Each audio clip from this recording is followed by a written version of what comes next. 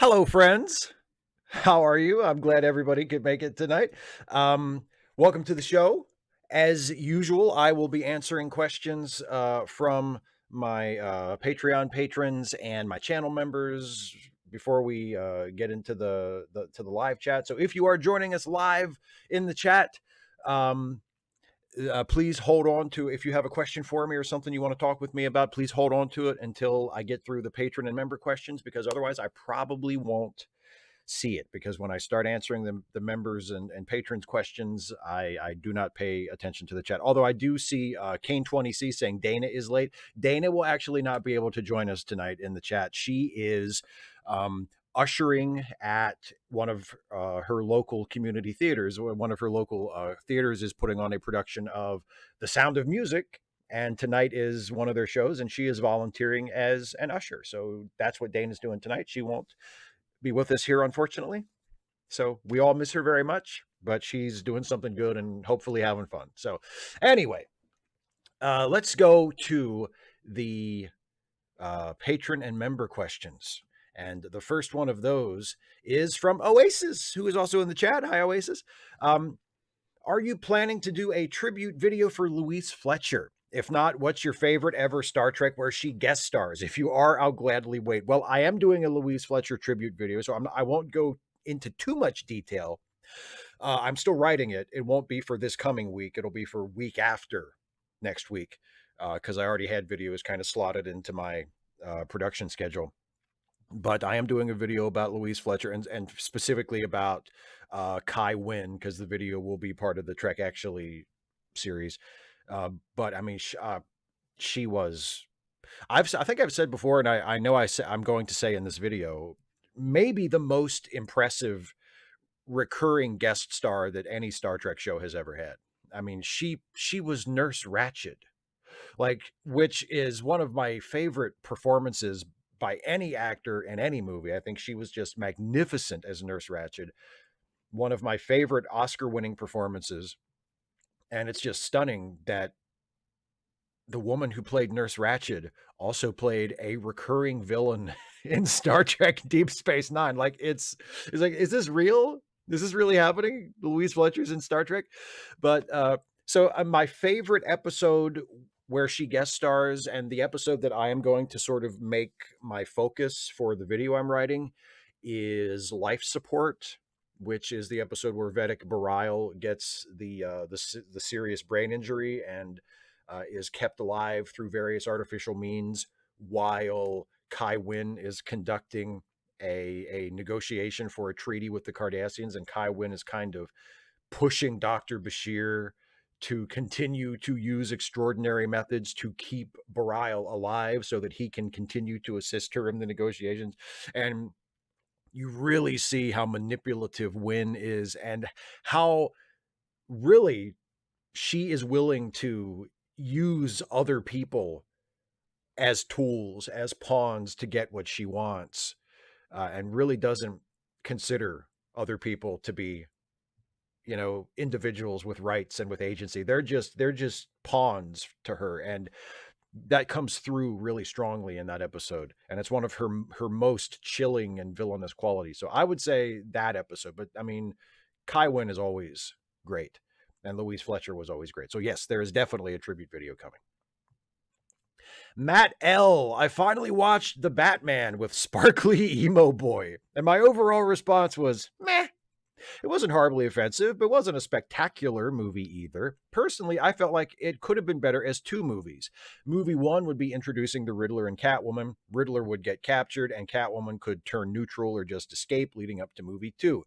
Movie two would be Batman teaming up with Catwoman to take down the corrupt cops slash mob and Penguin as she wants to find her friend. At 3 hours, it dragged on. Two 2-hour movies would have been better and would have made them more money. Do you think the movie is amazing as is, or could a split have worked? Do you like the pacing of the film? Okay, first of all,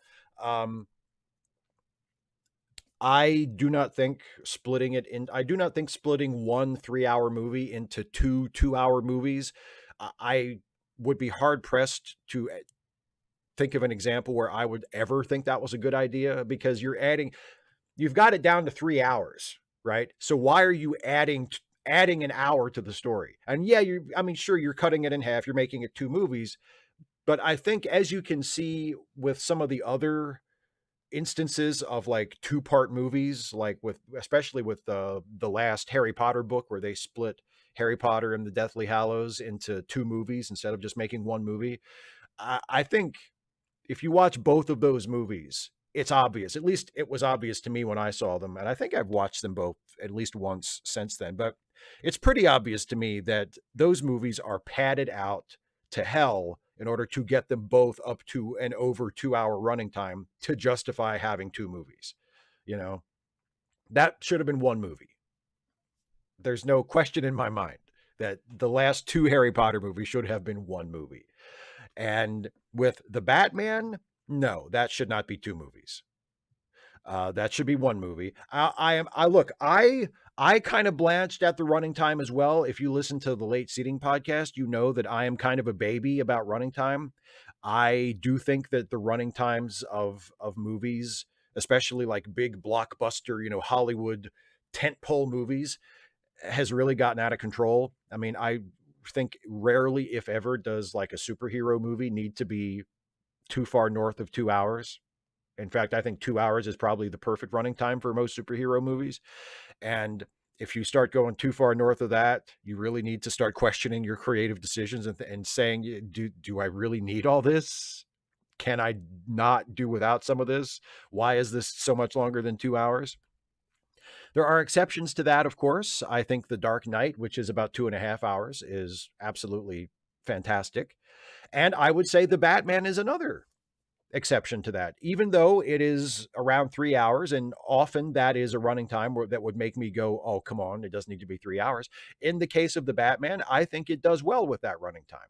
I can't really think of anything in the movie that is crying out to be cut. I mean, I'm sure if I watched it with a really critical, like editor's eye, I could pick out things that could stand to be trimmed up a little.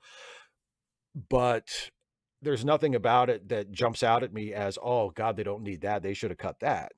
I do think it's well paced. I think it's one of the best, if not the best, of all the Batman movies. I think it's right up there with The Dark Knight. If it's not as good as or better than The Dark Knight, it's certainly better than any Batman movie other than The Dark Knight. And I thought it was tremendous. I liked it a lot.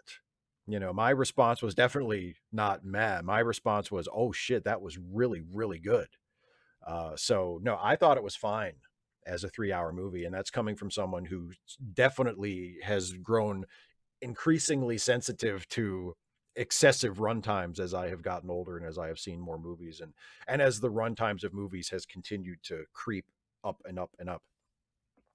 Brian Wooga Salas, you've mentioned in the past that you don't find Lower Decks to be all that funny. I respect that, but here's a question that comes to mind when I hear that from you. What is the funniest moment in Star Trek? Keep up the fantastic work and have a great day. The funniest in the most intentionally funny moment in Star Trek, I'm thinking of a handful of moments relating to Q. I think Q is probably the funniest character in Star Trek, at least the most intentionally funny character in Star Trek.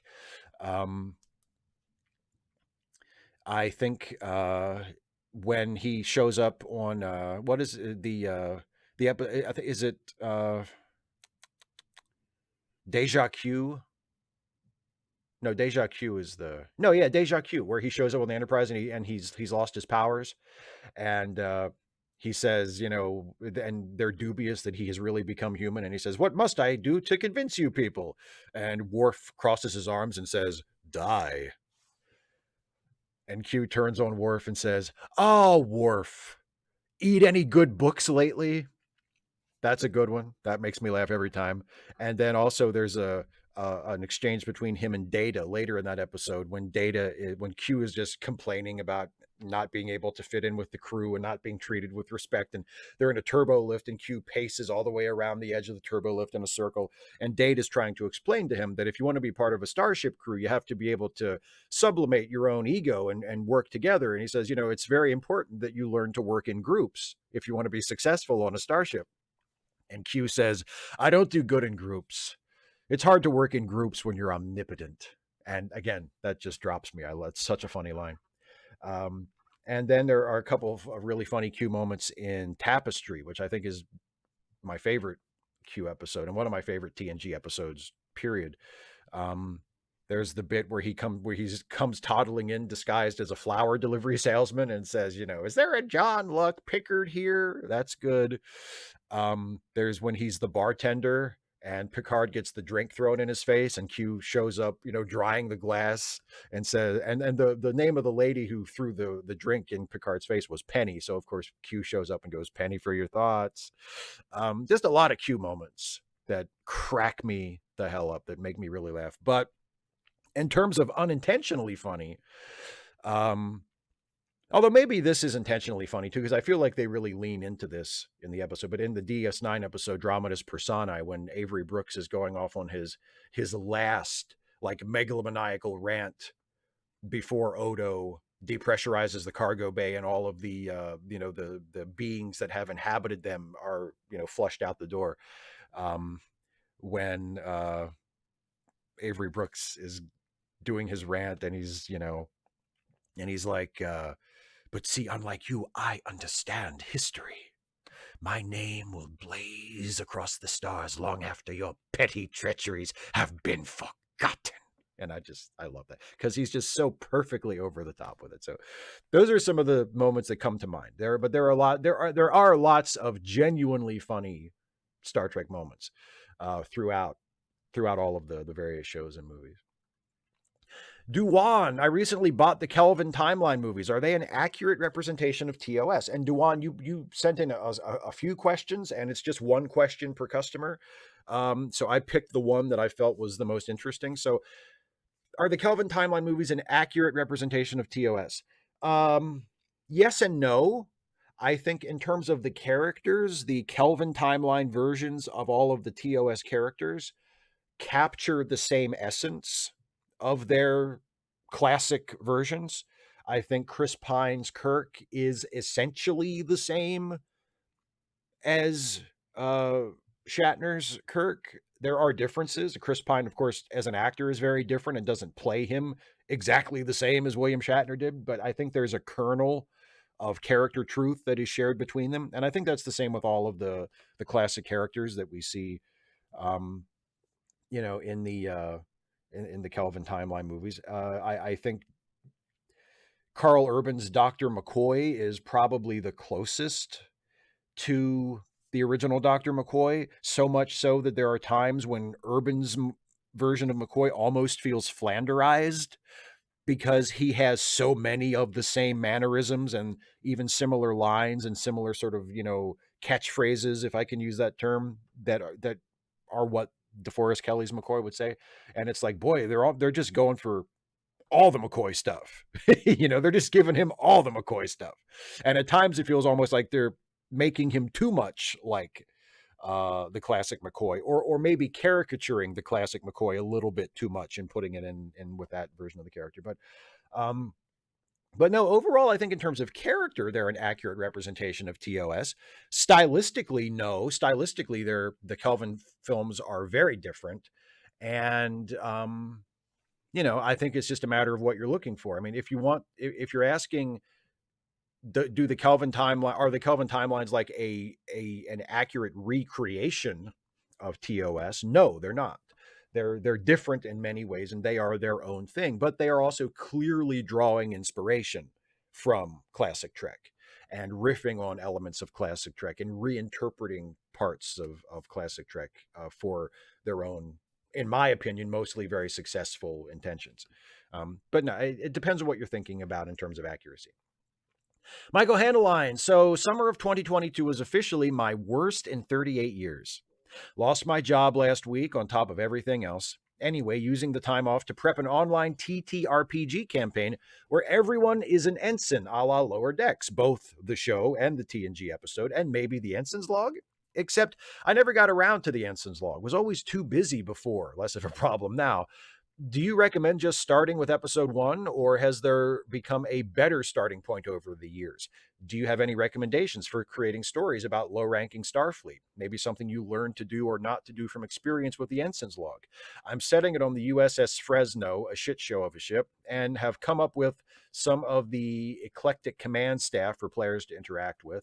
A cetacean captain projected by hologram out of water, a Klingon ship's counselor, and Ferengi woman chief engineer being the most interesting. I know you aren't fond of TTRPGs, but I thought you might have some story advice. Well, first of all, in terms of the Ensign's log, um, I still think episode 1 is probably the best entry point, but if you do want to skip ahead and get closer to where we are actually at in the show right now, the first episode of season 4 is a good entry point because that is where we begin setting episodes in the TNG era. So that might be a good jumping on point for you. Or maybe like the last episode of season 3. So you get the transition to season 4 and the TNG era. But no, I think that's probably a good alternate starting point if you don't want to start all the way back at the beginning. And as for stories about low ranking Starfleet, I would say if the point of view is going to be with the low ranking characters, I think it would be fun, and we've done this a little bit on the Ensign's log, give your low ranking, your ensign characters stories that are set against a backdrop of really big, important, epic Star Trek stories that are happening, involving the senior officers on the ship. That is not actually the story that it's like, that's just background noise. It's a little bit like that episode of Buffy the Vampire Slayer where it's the episode centers on Xander, and like the end of the world is the backdrop. Like the other characters are trying to prevent the end of the world, but that's all just happening in the background. And the episode is about Xander and a comparatively much less, high stakes story. I think that kind of thing is funny, and frankly is the kind of thing that Lower Deck should be doing and just isn't even trying to do most of the time. But yeah, if you're going to focus on the lower ranking people on the ship, then give them, their own stories. And hopefully if you're going for adventure, then make it adventurous. Or if you're going for funny, make it funny, but have, the quote unquote important stuff, the stuff that would be the plots of Star Trek episodes, have that happening on the ship involving the senior officers, but it's happening in the background. You just get little snatches of that, I think that's funny. But anyway, I don't know how much of that is translatable to TTRPGs, because as you know, I am not remotely interested in those, but that would be my note for doing Star Trek stories about lower decks style officers. Agent Meister, Peldor Joy Steve, you've let slip once or twice that you enjoy Star Trek, especially the series with the giant bicycle wheel orbiting the wormhole. That's true. I was just wondering if you can remember the very first time you came across Star Trek, or was it something that was just always there? For me, I was 9 years old in 1990, and my first episode I remember was TOS's The Corbomite Maneuver. If you can remember your first experience, can you recall what it was that made you come back for more? Was it the ships, the bright lights, the people in future pajamas going pew, pew, pew with their fancy space guns? Or was it the writing that used allegories to comment on the human condition? I doubt that I'm the first person to ask you this, and I hope you don't mind repeating it for me. Also, great video on American monarchists. You always get your point and your frustration across very succinctly without going off on an incoherent rant. Given the state of your country, I imagine that's not always easy. Well, it's much easier when it's a pre-scripted video. And some of the ones I do where it's more off the cuff, there are occasionally some rants that I go off on, and sometimes those stay in the video, and sometimes I'm editing it and I think, nah, I need to cut that out. But with the scripted ones, it's much easier to sort of, by the time it gets to the point where I'm actually doing it in front of the camera and it's the bit that you're going to see, it's much easier to keep it focused. Editing is your friend. I have been asked this question before. I don't mind answering it again because I don't really remember. I have been a fan of Star Trek, and Star Trek has been something I have liked since I can remember. I don't know what was the first time I saw it. I have speculated before, just based on what I can remember of the Star Trek that I was watching as a child. It was probably one of the movies, maybe Star Trek 3, maybe Star Trek 4. I'm not sure. Maybe Star Trek 2. Like, I really don't know. I know that I was already a fan by the time TNG started. I know that when TNG came on the air in 35 years ago this week, actually, in September of 1987, I was already a fan. I was 7 years old and I was looking forward to watching the new Star Trek show. It was like a big deal to me. Like, they're doing a new Star Trek show. That's really cool. But you mean the thing I just saw the movie about, and it's with different people, but it's the same kind of thing. Like, I was really into that. So I watched TNG from the very beginning, as it was originally broadcast, and I was 7 when it started. So I was already a fan then. So at some point before then, I was exposed to Star Trek for the first time. I don't remember what it was. I don't remember specifically why I was so drawn to it, but again, I can speculate. I was a big space nerd when I was a kid, and I still am. But when I was a kid, I was just fascinated with the space program, with the human space flight component of it specifically. I loved reading and seeing about, the Mercury astronauts and the Gemini and Apollo astronauts. I loved reading and seeing shows about the moon landings. I was super into the space shuttle. And I saw Star Trek as like a fantastic fictional extension of that. I saw the characters on Star Trek shows as versions of astronauts. Like, they're the future versions of astronauts, and they're the ones that are doing the astronaut stuff in their world, like astronauts on the space shuttle are doing astronaut stuff in my world when I'm a child. So I think that was probably it. And that's still something that I look for and hope to see in Star Trek today. I like it when they're doing astronaut shit, whether it's scientific or whether they have to problem solve and think their way out of things. I like when Star Trek stories allow the characters to behave in ways that are, at least if you squint and tilt your head a little bit, are recognizable somewhat as the kind of things that astronauts do or maybe would have to do if they were in a similar situation. So I think that was probably what drew me in at first, just me associating Star Trek with the space program and human space flight and astronauts and going, ooh, this is like that thing that I like, and it got me young. It got me young.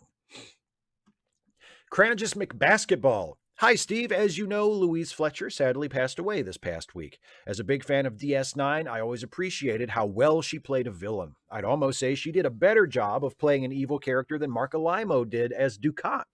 I later saw someone point out that she was only in 13 episodes. This is incredible to me because she was so impactful in those 13 episodes that her presence was always felt even when not on screen. Garrick was only in 33 episodes himself and had a similar effect. Have there been any other actors or characters that were only in a handful of episodes of a show or have very little screen time in a movie that you feel fit into this category? Obviously, this doesn't need to be exclusive to Star Trek. I think Louise Fletcher was in 14 episodes of Deep Space Nine, but I'm not sure. It might be 13, but I think it's 14. I think Memory Alpha says 14. I have not independently verified that, but I'm just going to go with 14 because those nerds at Memory Alpha usually have it on the ball for stuff like that. Yeah, and I mean, I think it's a testament to the power of the character that it feels like she should have been in more episodes. She feels like more of a constant presence in the show than 13 or 14 episodes would suggest. I think it's also a testament to the fact that you don't need to overwrite things in order to establish things and have them be meaningful. One of my great frustrations in talking with fans when I'm criticizing, shows for being poorly paced or for having too many characters or for, moving, not doing what I consider basic storytelling things very well. They say like, oh, but you need this much time in order to get all of these things established. And, or it's difficult to to tell a serialized story because, you know, you have to devote so much time per episode to each plot thread. And I'm not arguing that writing serialized stories is easy, because it's definitely not. But this idea that, well, you know, the episodes have to be so long and there have to be so many episodes and you have to devote so much time per episode to each story. No, you don't. You can just touch on things and people will get it and people will remember. You don't need to devote significant screen time to every single thing that's going on every single episode in order to move the story forward. You can pick and choose. You can focus on this time and just have a little bit of the other thing this time and then trickle it out that way. Like, you don't need, you know what I mean? Like, there were only 14 episodes that Kai Wynn was even in. She was not even a central focus of all of those episodes. She was of most of them, but sometimes she's just kind of there doing something. And especially in those later episodes, in the 7th season, when she has that storyline with Dukat, a lot of that was she would maybe have one scene in the episode just to remind us that she was there and what was going on. You know, you don't need a lot. You just need a little bit, whether it's screen time in an episode or number of episodes across a series or whatever you're talking about. You don't always need a lot, especially if your goal is to just keep a story going and keep it in an audience's mind so that you can eventually reach a point where you're really going to dig in and focus on it or pay it off at some point. Like, you don't need to be spending a whole bunch of time on everything all the time. That's bad storytelling. As for other characters that are like that, I would nominate, not from Star Trek, but from another sci-fi series that was on at the same time as Deep Space Nine. I would nominate Bester from Babylon 5. I think he was usually in 1 or 2 episodes a season. You know, he was a recurring character, but he was not a regular. He would show up every now and then. Whenever he did, you could be sure that it was probably going to be important or at least interesting, you know? And yet his presence in the show looms very large. And that's another example of maximizing your screen time and your appearances so that it feels like he was there more often than he was. I think that's one of the marks of a good recurring character. You know, and Deep Space Nine has a ton of them. You know, Dukat is like that. You mentioned Garrick is like that. Rom, I think Rom is only in something like 30 episodes, but feels like, seriously, he must be in more episodes than that, and he's not. He's in about the same number of episodes as Garrick, maybe a few more, maybe a few less. I can't remember exactly, but you know, that's the mark of a good recurring character, is that if you find out that they're actually only in a relative handful of episodes, you can't really believe it at first. You're like, no, they had to have been in more episodes than that, because that's just how well and how strongly they come across. General Contact Unit Problem Child, would you agree it's important not to catastrophize when thinking about domestic or geopolitics? So recently I've been worried about nuclear war. Something I had to remind myself is every event in a chain of events can be individually likely, but the entire chain playing out just so can still be unlikely.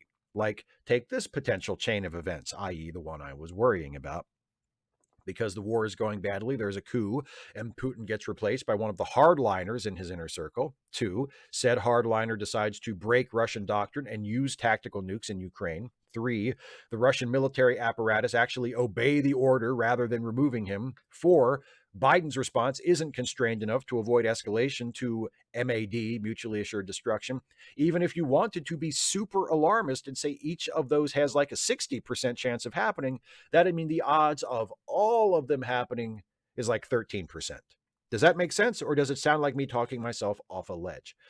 No, that makes sense. I think, and this is really tough to do because we're talking about subjective experience and our own sort of subjective attempt to guess what is going to happen or to judge what is likely to happen, when, you know, those of us who are just normal people reading the news, we don't have any of the facts that are necessary to even judge how likely or unlikely something actually is. We're just going by what we're reading in the paper, what we're seeing on the news, what we know of that is going on, and our understanding of that. So it's really tough to judge things like that. So I think it's very important to try and keep things in perspective and to be aware that something like what you're describing is a possibility, and to be worried about it a little, you know, but to not go around assuming that it's just a matter of time before it happens, because it's not. You know, as you say, a lot of things have to happen in order for something like a nuclear war to actually become a reality. That doesn't mean that it won't, but it also doesn't mean that we're, you know, we're on the brink in the sense that it could happen at any second, right?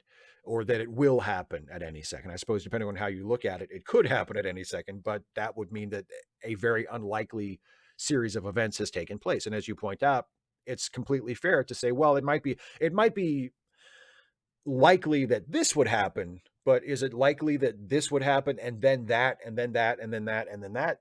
Not nearly as likely. So no, I don't think it's you talking yourself off a ledge. I think it's a sensible, reasonable, level-headed way of looking at it. Absolutely. And you know what? Even if it is talking yourself off a ledge, which I don't think it is, but even if it is, I mean, my God, there's nothing you can do about it either way. And you've got to be able to get up in the morning and go out and live your life. You know, so there is some utility to it, even if it is just you convincing yourself of something, which again, I want to stress, I don't think that's what you're doing. I do think you're being reasonable. But even if you weren't, there is a usefulness to doing that sort of thing, because it's out of your hands anyway. And you've got your life that you have to lead, and you need to do the best you can with that. You can't just, you know, cower in a corner and wait for the world to end. I mean, I guess you could, but that doesn't seem like a very happy life.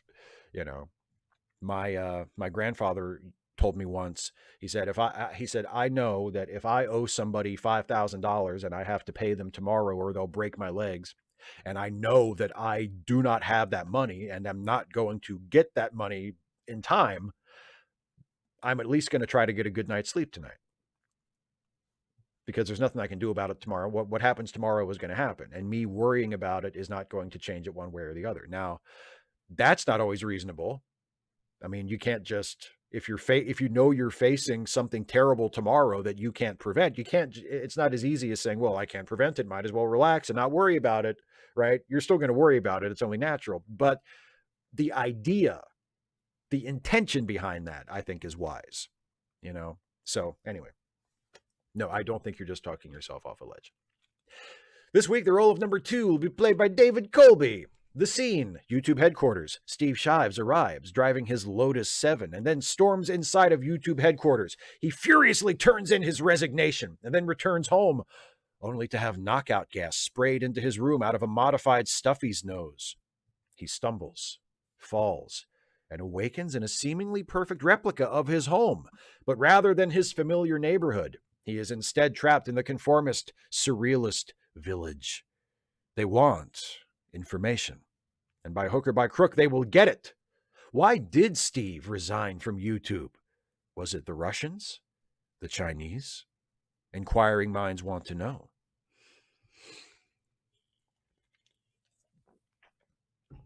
I love a reference to The Prisoner. I also love the implication that YouTube is secretly run by someone who is my doppelganger, and all I have to do is like I will make my way to YouTube headquarters, and I will, you know, be face to face with Susan Wojcicki, and I will reach forward and pull her mask off, and it will be me in the robe facing myself. And then I will say to myself, why didn't you do more about online harassment? Like, you knew it was a problem. Why didn't you fix it? Anyway. Why did I resign from YouTube?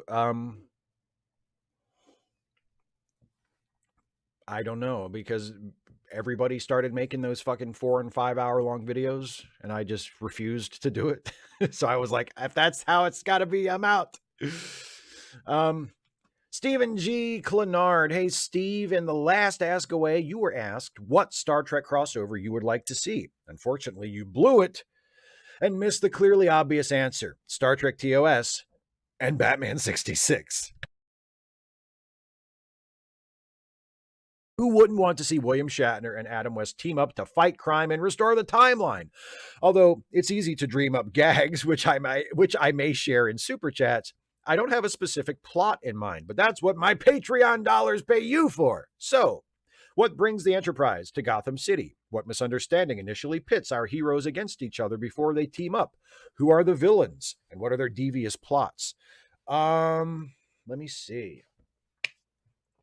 Well, we need to have some time travel involved. So maybe the Joker is trying to escape from prison and he enlists the help of the Clock King, who also happens to be incarcerated with the Joker, and they are cooking up their time machine in the prison library or the prison metal shop or wherever they are.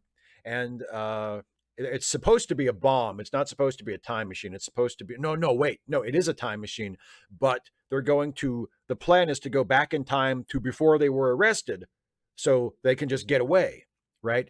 But as they're tinkering, one of the other crooks comes up. Let's say the Penguin. Let's have the Penguin come up because, the Penguin would fuck stuff up.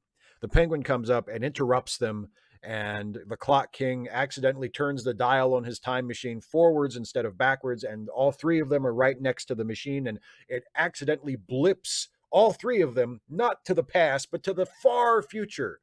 And they find themselves on the Starship Enterprise. And the explanation for how they wound up on the Enterprise, according to the Clock King, was, well, planets not only move in time, but also in space. And it just so happens that the space in the universe that was occupied by the planet Earth when we left just so happened to be occupied by this spaceship when we appeared in the future. And it's a good thing, too, because otherwise we would have materialized in the vacuum of space and we all would have died. So they pop into the Enterprise. And of course, once they figure out where they are, they try to take over.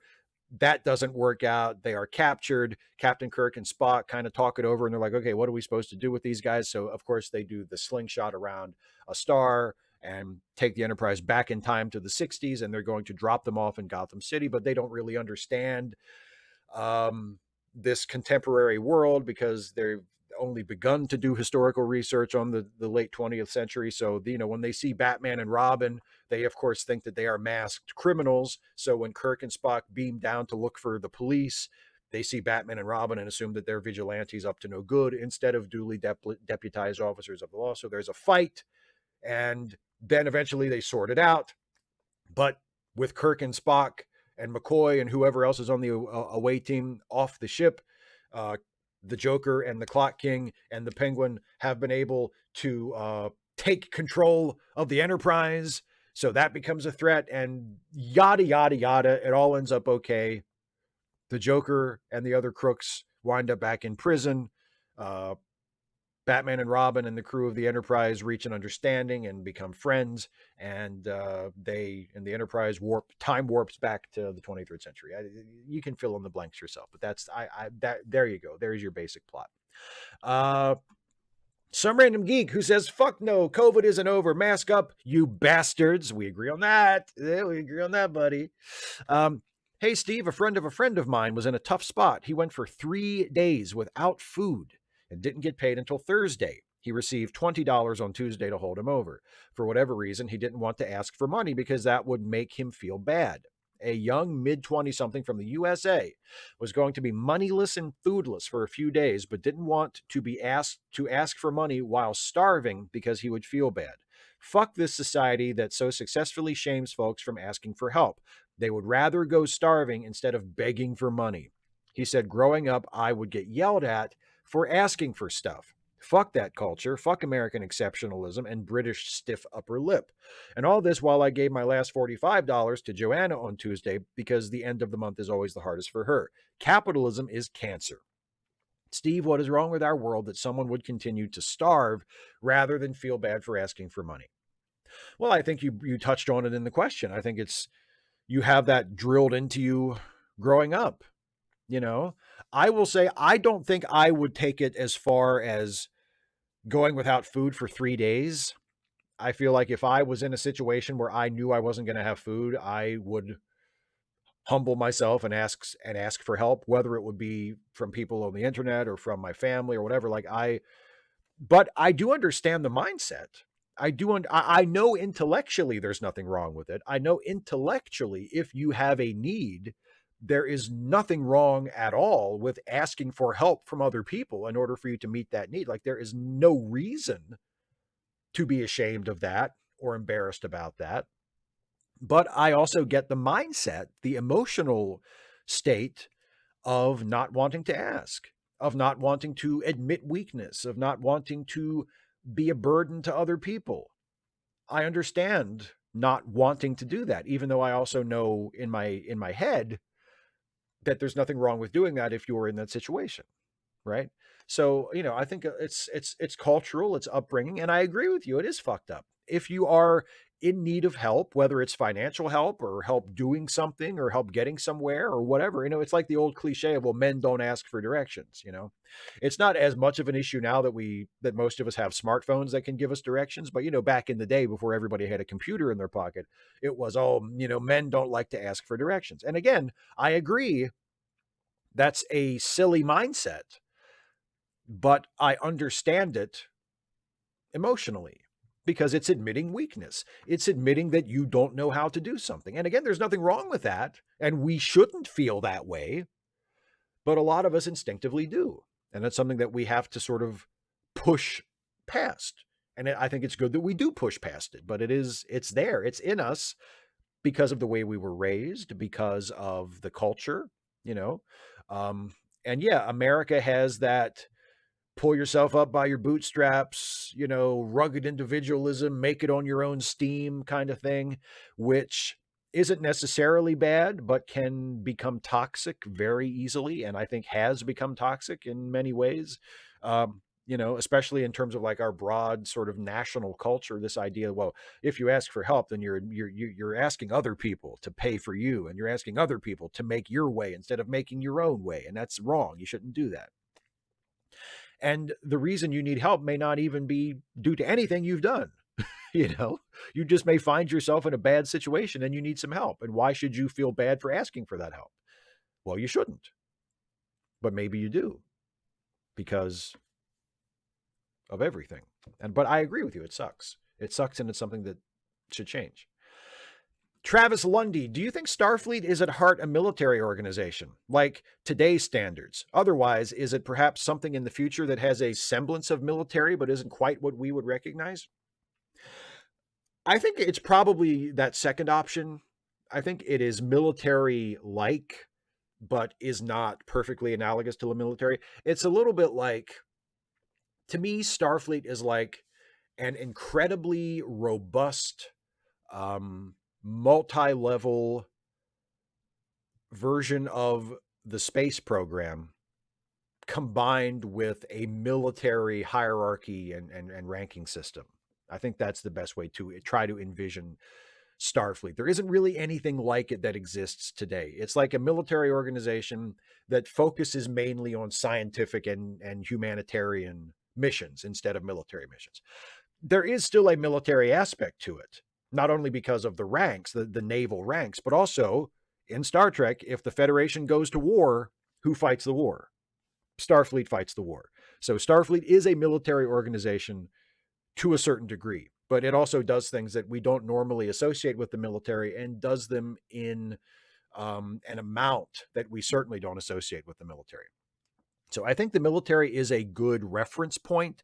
Like if you're writing Star Trek, or if you're trying to sort of associate Star Trek with recognizable things from our world, I think the military is a good reference point for Starfleet, but it's not a complete perfect analogy. There are things military-like about Starfleet, but I don't think it's completely accurate to say that it is a military organization at heart, although it does clearly have some military-like qualities. Thinking Cat, neo-normie, anti-authoritarian Klingon. When are you going to cover shows like Trek as BSG has a lot in common, especially with Discovery, and really a far nastier mirror universe federation was in British sci-fi series Blake 7. Doctor Who had an Earth Federation in a war with the Draconian Empire in 1973's Frontier in Space, which is very similar to the Federation and Klingon Empire, as well as the very similar post-nuclear war plots in both series of Buck Rogers in the 25th Century and Logan's Run. Then, of course, there's Babylon 5 being a lot like Deep Space Nine, and even the no safety net sci-fi of Enterprise is similar to Firefly or Stargate. Just one major malfunction and the crew would be far from home, and even classic Lost in Space. The movie version and the excellent Netflix reboot has a lot in common with Voyager. That's five episodes of mirror to the Mirror of Trek, or if you could come up with a better name. That's an interesting idea. Focus on shows that are like Star Trek, but not Star Trek, or that have things in common with Star Trek. I don't have any plans for that right now. And most of those shows that you mentioned, I have either not watched at all, or have not watched very much, or have not watched for many years. So, I mean, it would require a lot of research on my part before I would even know what the video would be about, because I like my videos to actually have like a thesis and I have something to say about the subjects of the video. So I wouldn't just want to do like, and then there was this other show that had a thing that was like a thing in Star Trek. Like I would want there to be a point to all of it. So I would have to actually watch a bunch of this stuff. And that would be time consuming. And I'm not saying that I'm not ever going to do it, but it would take a while. You know, I would have to sort of set as a goal, like, okay, I'm going to have to do this, which means I'm going to have to watch this much of this show and this show and this show. It would take a while to get up to speed on everything before I could even think about what the video would even be about. So it's a really good idea, but it would require a lot of work. And I don't have any expectations of doing it anytime soon, but it's a really good suggestion. So I will keep that in mind. Andrew Priest, MTG is getting divorced. MTG would like some privacy while she deals with this difficult time in her life. Between that and Damp Nut getting progressively more and more shit on legally, this year may eventually close out on a high point. I know it's not a question, but thought I'd just throw out a quick remark to say fuck those Republican hate-mongering, prejudiced, bigoted fuck nuggets. I hope all their evil comes back around to them eventually. Okay, carry on, folks. Well, all I can say to that is agreed. Ditto. I hope so too. I hope so too. And thank you for saying that, Andrew.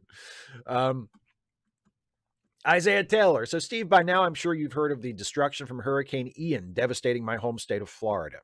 President Biden even stated that it could be the worst hurricane in Florida's history and that hundreds of lives could have been lost. For me, I kind of like hurricanes and storms. Recall when I told you how I was at Cocoa Beach a couple months ago, and I was mesmerized by the calm yet frothy Atlantic. Sometimes we humans need to be reminded that we are merely tenants on this planet, and we are not entitled to anything on this planet. Also, before I was a huge space nerd, I was in love with the oceans, and still am.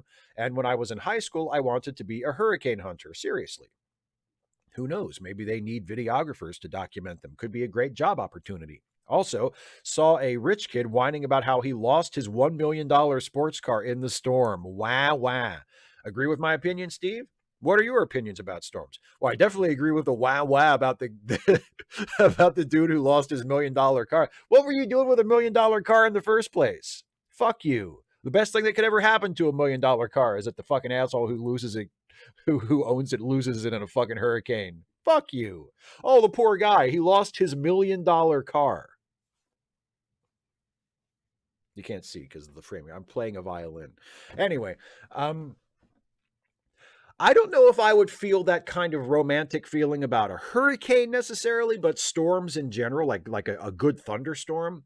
I have been known to sit out on my back porch with a nice cozy drink and put my feet up and you know, as long as the rain's not blowing onto the porch, as long as I can stay dry, I've been known to sit out and enjoy a good thunderstorm.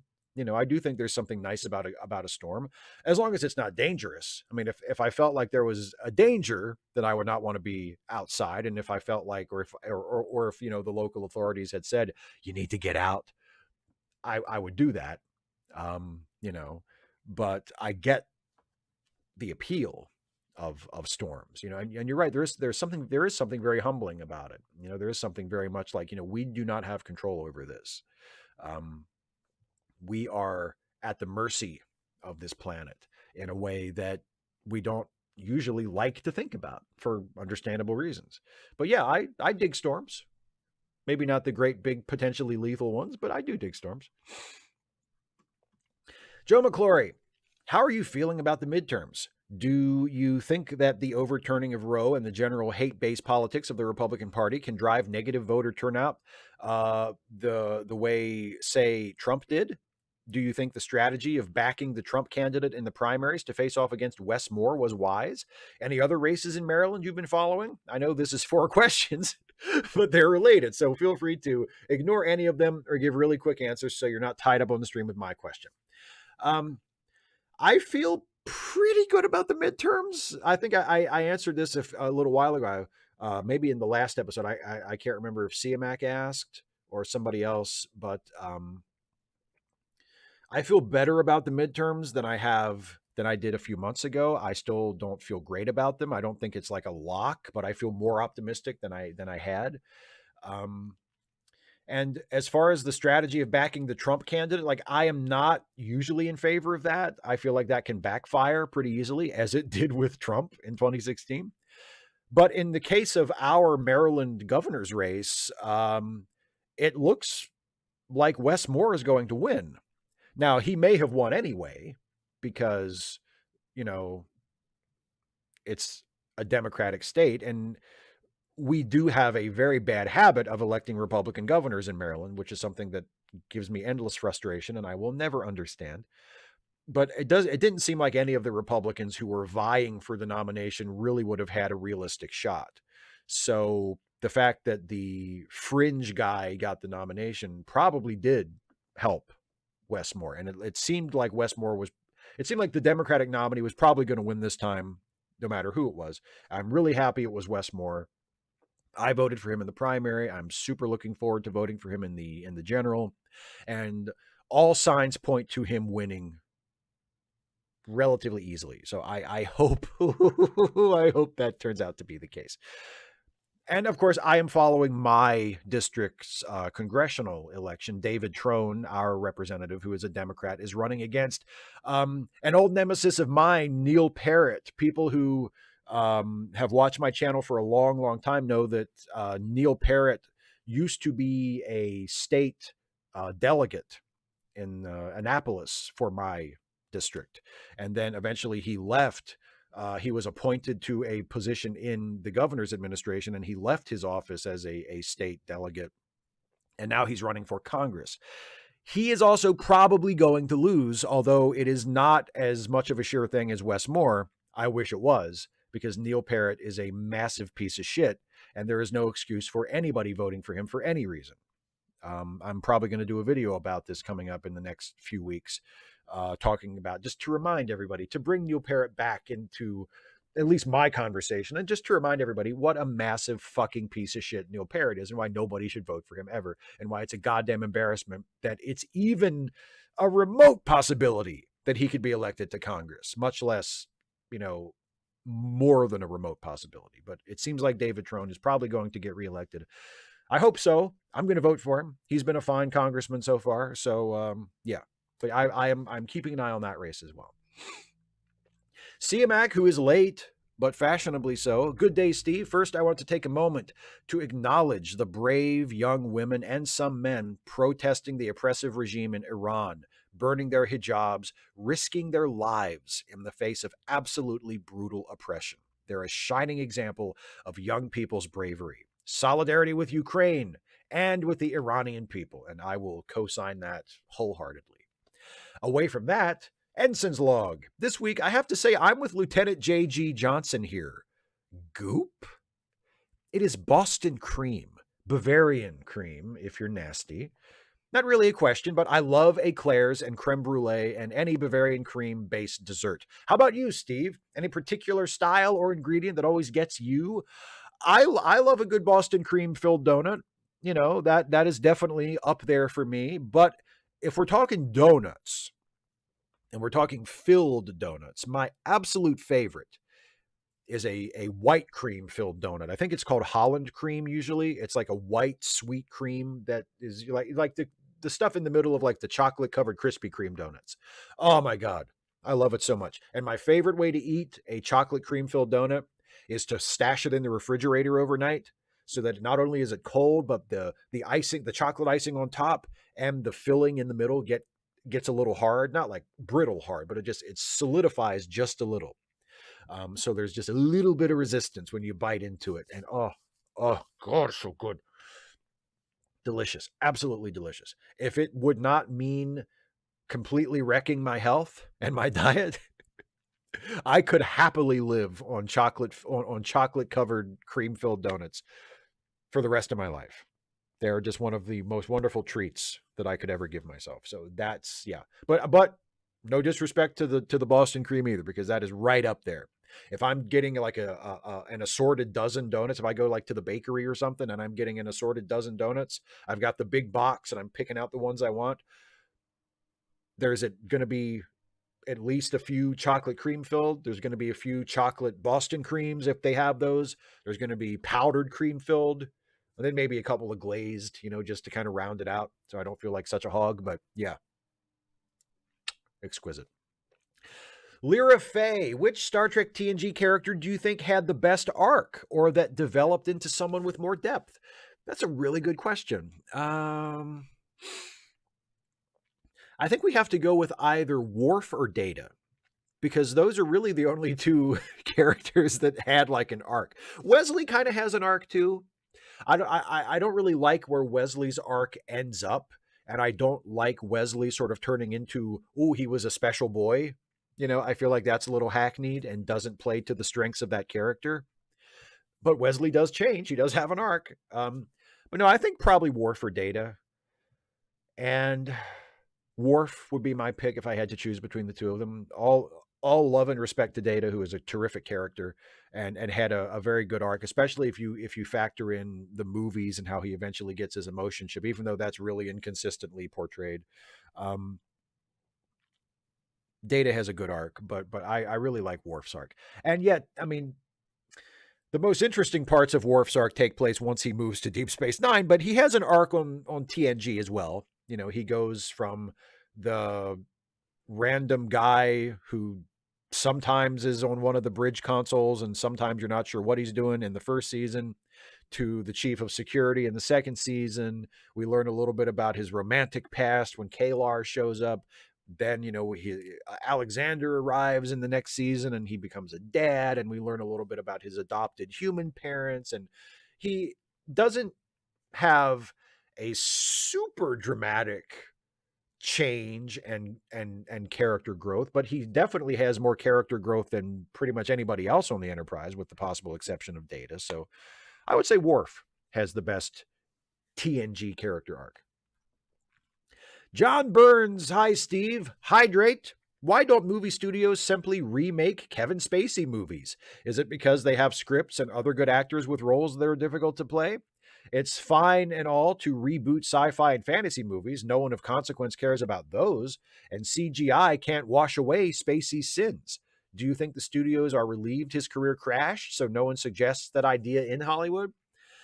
I think it's just that Kevin Spacey wasn't a big enough star, and none of his movies were like such massive hits that anybody in Hollywood has said, we really need to remake these Kevin Spacey movies so that people can enjoy them again. Like, Kevin Spacey is one of those actors, unfortunately, who will, he will pop up in stuff. And I'm talking about, not new movies, but like if you watch a movie that Kevin Spacey was in, and if you know the story there and you care, it'll be uncomfortable. And maybe it'll make you not want to watch the movie, but maybe it'll just make you go, oh, Kevin Spacey's in this. Oh, fuck, I forgot.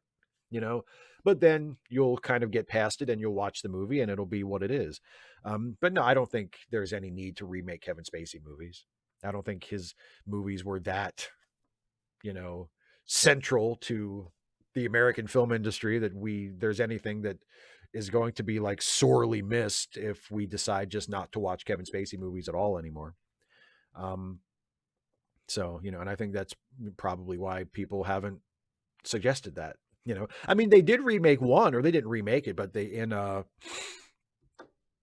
what was it? All the Money in the World, about where Spacey had played J. Paul Getty, and was it Ridley Scott who directed that? And just completely cut him out and reshot all of his scenes with Christopher Plummer playing Getty instead. I mean, so that's kind of an example, although the movie had, I mean, it's not like the movie hadn't been released yet. It was a reshoot, but it's similar to what you're suggesting, you know, where they were like, oh shit, Kevin Spacey, it turns out Kevin Spacey is a monster and he's all over this movie we're about to have come out. Fuck it, take him out. Have someone else come in and shoot his scenes. Sent Merc, hey Steve, I agree with you that Superman should not be killing people, but I can greatly enjoy when the Punisher does it similarly. I can enjoy a character like Black Adam as ruler of Kandak, a benevolent dictator who, through personal power and force of will, fixes our broken world with their own two hands where bureaucracy and democracy have failed. I know that neither could or even should exist in the real world, but I can be a sucker for both of those archetypes in fiction. Is it moral to write and enjoy stories where such characters are presented as heroes? Do you have any bad archetypes that you enjoy in fiction, but would never support in real life? Are Batman and Superman also examples of that phenomenon? Well, first of all, I don't think it's necessarily immoral to do that. I think it depends on the character and the story and the point that's being made and the approach that's being taken. But it's not necessarily a wrong thing or a bad thing to do that. Yeah, and there are characters that I enjoy as fictional characters that I would never support in real life. Batman is an example of one. I don't think Superman is. I think if Superman were a real person and he were as he is typically portrayed in the comics, I wouldn't have a problem with him. Batman, I would have a problem with, even though he's one of my very favorite fictional characters ever. But as a real person, I got some problems with Batman. Dirty Harry is another one. Dirty Harry Callahan, fantastic character. I love those movies. If he were real, my God, what a nightmare. Like, would not want him to be a real person at all. Would not support him if he were a real person at all. As a fictional character, as a movie character, fantastic. I love him. So, yes, there are certainly some examples of that for me. Batman is one, Superman is not. And finally, last patron and member question from Russell. Hey, Steve, how have you been? My question for today is rather simple. And before you say it's all made up, which I know, it still begs the question. If Star Trek has eliminated the need for money on Earth, how is it Kirk owns a home in Star Trek II? Or has the house he shares with his girlfriend as seen in Generations? And Kim lives in a 2-bedroom apartment with Libby. Cisco's dad owns a restaurant. Is he paid for the dinners he serves? How does he own a business in the first place? The reason I ask is because could we ever become a society without a barter system, which seems paramount on how the Earth is operated in this fictional storyline? Could we ever accomplish the utopia that Star Trek represents itself? I love the idea that there is no hunger or sickness and no greed, but how practical is it? Well, first of all, to answer the last couple questions first, I do think it is possible to create a society where hunger and at least untreated sickness, I don't know if we could ever just do away with sickness, but we could certainly provide healthcare for people when they do get sick. And greed. I do think it is possible to create a society that doesn't have those things, or at least that is not defined by those things. I mean, so that part of the Star Trek society of the Federation, I think, is possible. Would it look exactly like it looks in Star Trek? I don't know if it would. The thing about Star Trek, and this is going to stray somewhat into it's all made up territory, but I'm trying not to just use that as a conversation stopper. But the Federation society works the way it does because the writers of Star Trek want it to be recognizable when compared with our society, and want the characters in their shows who are from the Federation to have lived lives and had experiences and have frames of reference that are not all that unlike the frames of reference of the people watching the show. And that, I think, is a very smart decision. That is the way it should be. But one of the side effects of that is if you really start to dig in and deconstruct the way Federation society apparently works, it doesn't make a lot of sense. The Federation seems to be a society that functions more or less exactly the way our society functions, only there's no money and there's no poverty. So people don't have to work. People don't exchange money in order to purchase things or to own things or to transfer ownership of things.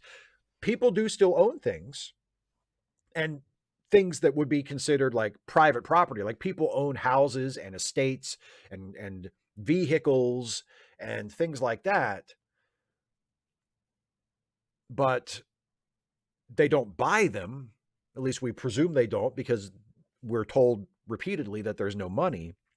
So what then does it mean to like can anybody just go and buy the nicest car they want or the nicest house they want? How does that work? You know, why does Jean-Luc Picard have a massive vineyard estate and his old friend Raffi lives in the future version of a trailer park? How does that work? Is that the way she wants to live? Could she have a nicer place if she wanted one? She just doesn't feel like it for some reason. Or is there some limitation that she can only have this nice of a place while Picard can have that nice of a place? We're not meant to think about those things.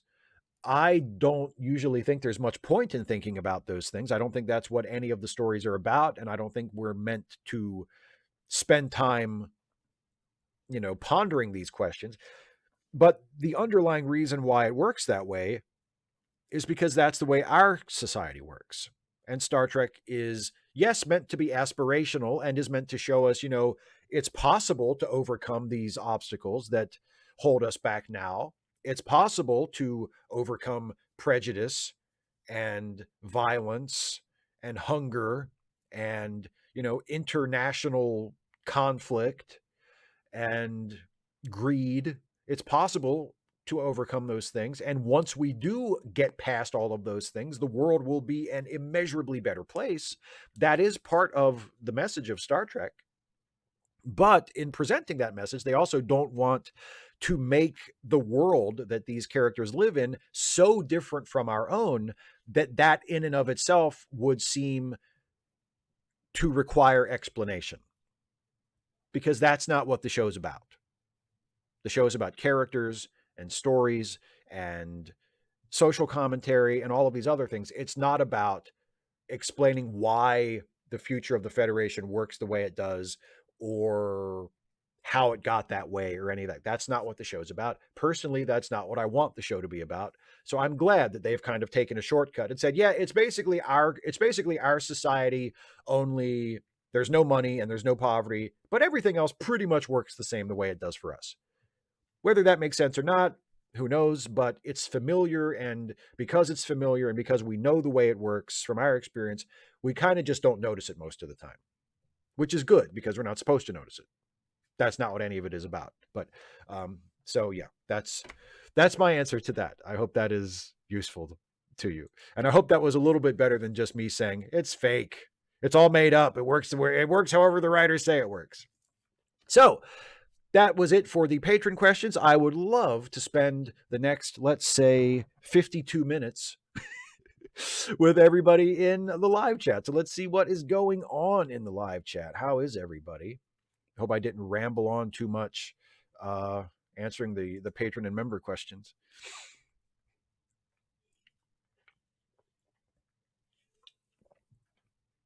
First thing I see is Kemp Chalmers. I think if you save the world, you deserve a bigger place. That doesn't seem unfair.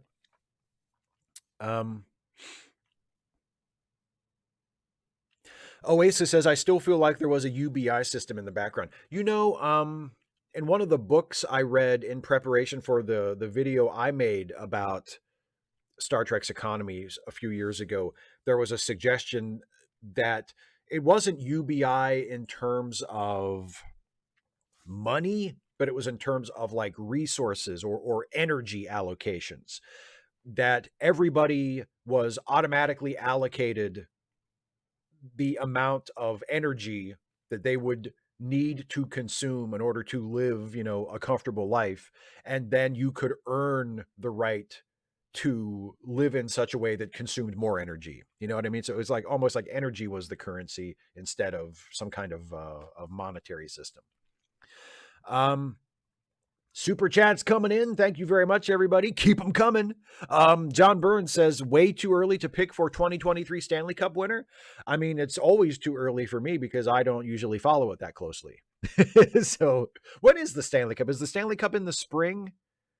Or is it in the, I am completely blanking on when the Stanley Cup actually happens. And here's a super chat from Kemp Chalmers who says, have you seen the new Quantum Leap? Yes, I have. I don't think it's terrible, but I do have certain concerns about it. My main concern with it is how much time they spend with Project Quantum Leap in the present day versus the time they are spending with Ben on the actual leaps. I understand that they're trying to have like a parallel story. They want to have a story that is taking place in the present with Project Quantum Leap, but I feel like the balance is off. The 2 episodes that they've had so far, it's been roughly 50-50. We spent half the episode with Ben on the leap in the past, and we spent half the episode with the team in the present. And that just feels way off. I feel like the present day storyline should be worth maybe 1 or 2 scenes per episode, like just to move that story along a little bit. And the focus of the episode and the focus of the show should be what Ben is doing in the past, because I don't know, call me crazy. If you're doing a show about a time traveler who is sent to the past to put right what once went wrong, most of the show should be about that. That feels like the interesting part to me. I don't know. So I feel like the balance has been off there, and I haven't loved it so far, but it has a lot of potential. And I have not disliked it so far either. At this point, we're only 2 episodes in, and it could still go either way, but I'm enjoying it more than I'm not enjoying it.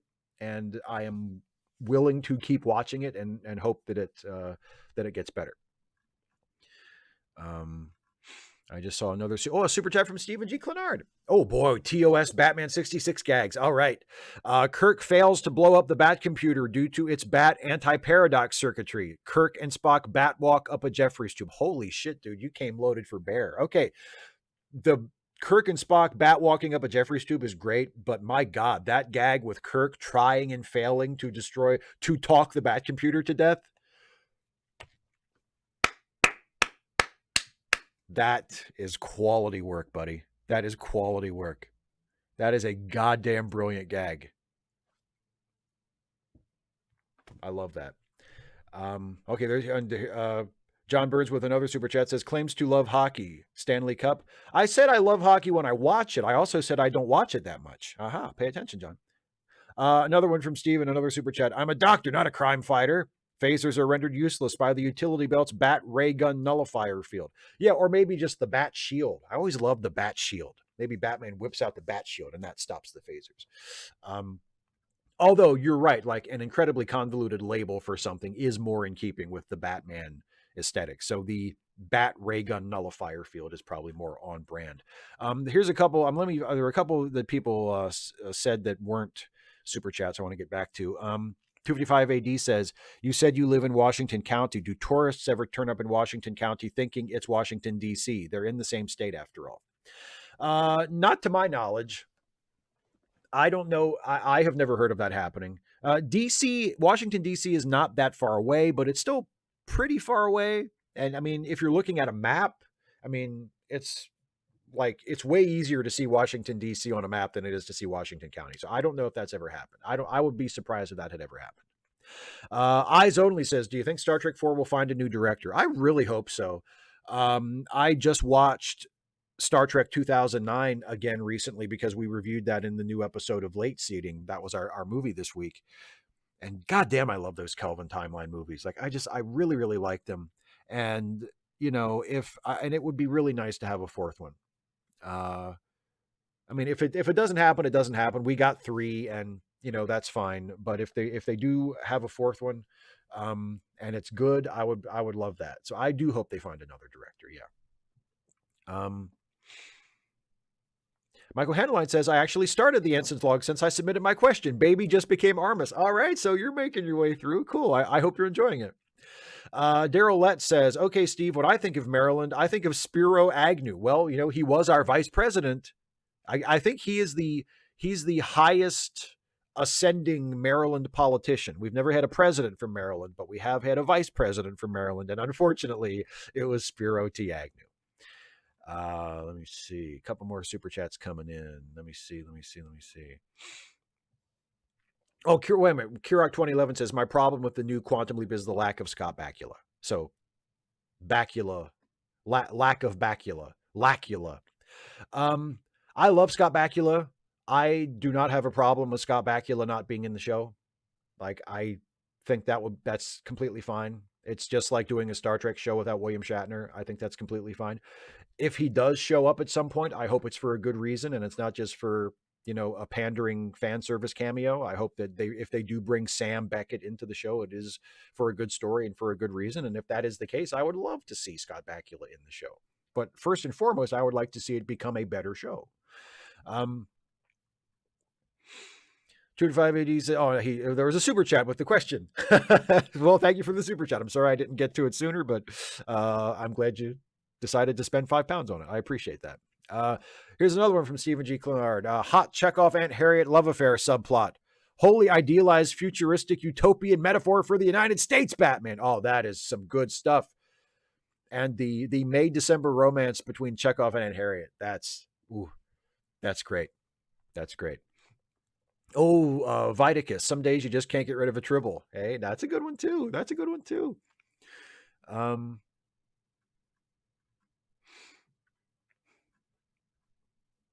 Kane 20C, is the new seating up? No, today is actually no, yes, for some reason I thought you said Ensign's log, even though I said seating. Yeah, I think the new seating is up. I'm not sure though. I haven't looked. Let me check.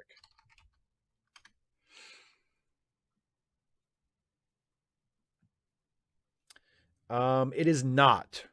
Jason it may be a little late because we had to record it late because once again Jason had to travel for work over the weekend and we couldn't record it during our normal time. So he may not have posted it yet. So if it's not up tonight, hopefully it'll be up over the weekend at some point. Stephen G. Clenard, another super chat. Thank you very much, my friend. Says, special era appropriate away team t-shirts that read red shirt in big block letters. Oh my God, you are just killing it on this, dude. These are great. Spock rendered unconscious by the bat pinch. And yes, Matthew Datcher is correct. Washington, D.C. technically is not in Maryland. It is not a part of the state of Maryland. It is independent. It is an independent federal district. The federal government stole it from Maryland. It was part of Maryland. That land that makes up D.C. was part of Maryland, but it was stolen from us. It was taken from us, just like Delaware. But one day we'll have it back. That's right. That'll be, people say, oh, Steve, you should run for office. My gubernatorial campaign would be make Maryland whole. Take back D.C. and take back Delaware. I'm not saying we want Delaware. I'm saying we are owed Delaware. It was ours and it was taken. And now it will be ours again. And D.C. And so that's why I would never get elected to public office. 255 AD says, would you want to live in a world without money? Yeah, sure. If everybody's needs were seen to, like if it was a world where people were able to live and be healthy and happy, and be free to, pursue their opportunities and pursue their passions and stuff. If you could find a way for it to be like that and to make it work, yeah, absolutely. Here's a member message from Kirok 2011. Bring Scott Bakula back, even if it's just for a one-off episode, then I will be good to go. Again, if there's a story, if there's a good creative reason for him to be there. Look, I think by now, and this comes up a lot when I talk about Star Trek and specifically when I talk about Lower Decks, like I am not here for just pandering fan service. I hate that shit. If you want Scott Bakula, and I love Quantum Leap. I love the original Quantum Leap. I love Scott Bakula. I would love to see him on the new show, but I would like for it to be for a creative reason. I would like for it to be for part of a good story, not just, hey, everybody, look who it is. Like, I hate that's lazy pandering bullshit. And I don't like that. But if you want to have Scott, like if you want to have Scott Bakula in the show, at least think of a fucking reason for him to be there. You know, that's part of a good story. That's not just maybe Ben leaps into a guy who's standing next to Sam, like, or some, you know what I mean? Like, anyway,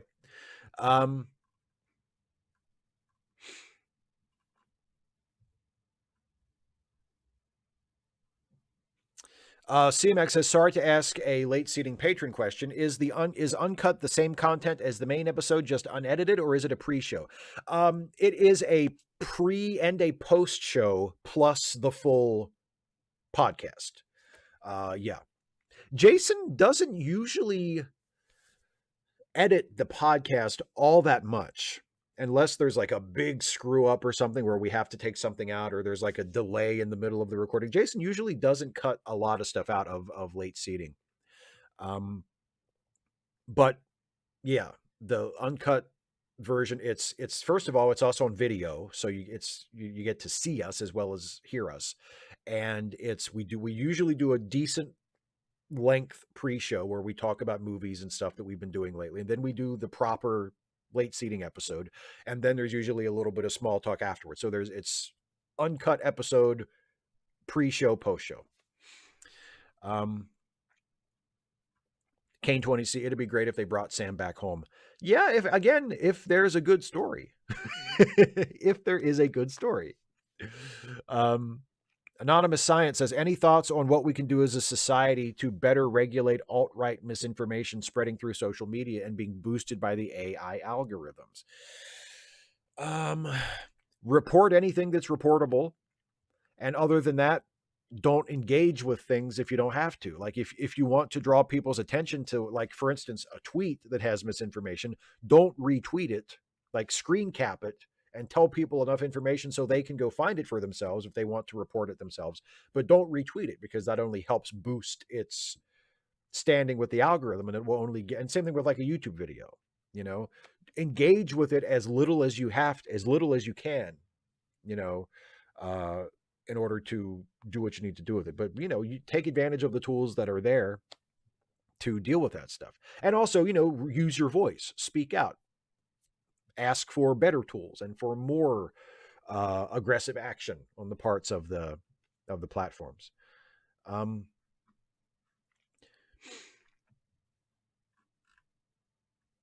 me see another. Noah just became a $5 a month member. Well, thank you very much. Welcome, Noah. Here's another one from Stephen G. Clenard. Commissioner Gordon and Chief O'Hara flying the Enterprise. Saints preserve us. Shields are down to 20%. Faith in Begorra. She can't take much more. That horrible Batgirl theme song. I feel like someone should write this episode. Kurek 2011 says, how about this to give closure to his series? I mean, I guess. But again, closure is not a story. Like, closure is not a story. If it's a good story, I'm all for it. Again, as I've said, if there's a good story, then I'm all for it. But just bringing him back just for the sake of bringing closure to his series, like, if it's not a good enough story, I don't think it's worth it. 255 AD with a super chat says, merchant ships have a military hierarchy just because that's how ships are traditionally run. Is that a good way to conceptualize what Starfleet is? Yeah, maybe. That might be a better analogy than a strict military vessel. I think that could work. Yeah. Kemp Chalmers with a super chat. Bring Bakula back as a different character. Aha! Now you're talking. Although, again, if it's a good story, but yeah, because that would piss off the nerds, and I'm always in favor of that.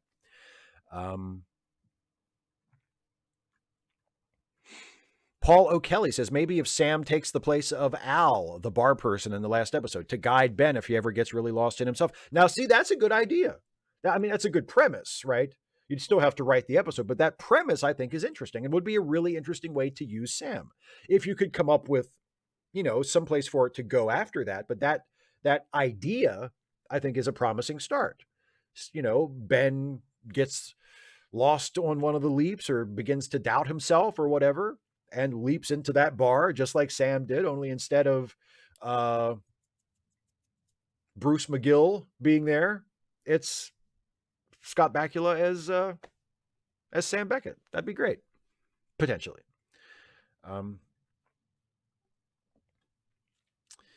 Coram Siegel says, what's your favorite version of a live action Alfred Pennyworth? Also, what's your opinion on the version of Batgirl as portrayed in Batman and Robin? Not a fan of Batgirl from Batman and Robin. Favorite live action Alfred is probably Michael Caine. Michael Gough is very good as well, but I think he suffers from the fact that unfortunately, the movies he's in are not very good for the most part. But I think Michael Caine was a very good live action Alfred. I think he would probably be my favorite. Who else? Who was, oh, I'm going to have to look up his name.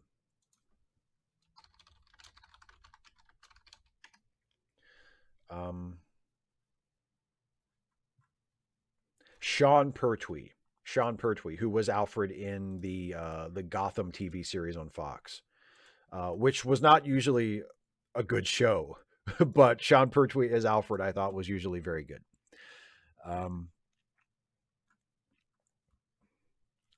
Kemp Chalmers, use AI to bring Al back as a hologram like they did with Tupac. Ooh, I don't know about that. Let Dean Stockwell rest in peace, please. Azalea Jane, Enterprise reboot, but everyone's race and gender swapped. Again, it would piss off some of the nerds. I'm all in favor of that. I like that a lot. Some Random Geek, yes, Alfred from the 60s show was also very good. Absolutely. No disrespect meant to Alan Napier, the Alfred from the 60s show. He was fantastic. Absolutely right. Yeah, Daryl, that's kind of how I feel about it too. Batgirl will always be Barbara Gordon. I mean, there have been other versions of Batgirl in the comics that have been good, but it's like Bruce Wayne being Batman. You know, Barbara Gordon is Batgirl. And again, it's not like there haven't been versions of Batman that haven't been Bruce that have been good, because I did a video about one a few months ago. The next Batman, which is now the star of a monthly series called I Am Batman. Completely different guy, not Bruce Wayne, not one of the traditional Batman family, like completely different guy. He's actually the younger brother of the guy who was Batwing for a while. So, you know, somewhat kind of tangentially related to the Bat family, but not really. And that book is terrific. And he's a really cool Batman. But generally speaking, Bruce Wayne, Batman, Barbara Gordon, Batgirl. Joe McClory says, have you been watching the Harley Quinn show? Yes, I have. I thought the third season was really good. Was really funny. Had some really interesting directions that the story took. I loved the way they handled Bruce in this season. I loved his relationship with Selena and his reaction to how that ended up. I loved the stuff with him and his parents. I liked Harley and Ivy's arc this season, where Harley kept moving closer and closer to not being a supervillain anymore, while Ivy became even more of like a world domination seeking supervillain, and how they eventually resolved that at the end. I and first and foremost, and of greatest importance, it was fucking hilarious. It was really, really funny. So yeah, I thought Harley Quinn was excellent this season. Excellent.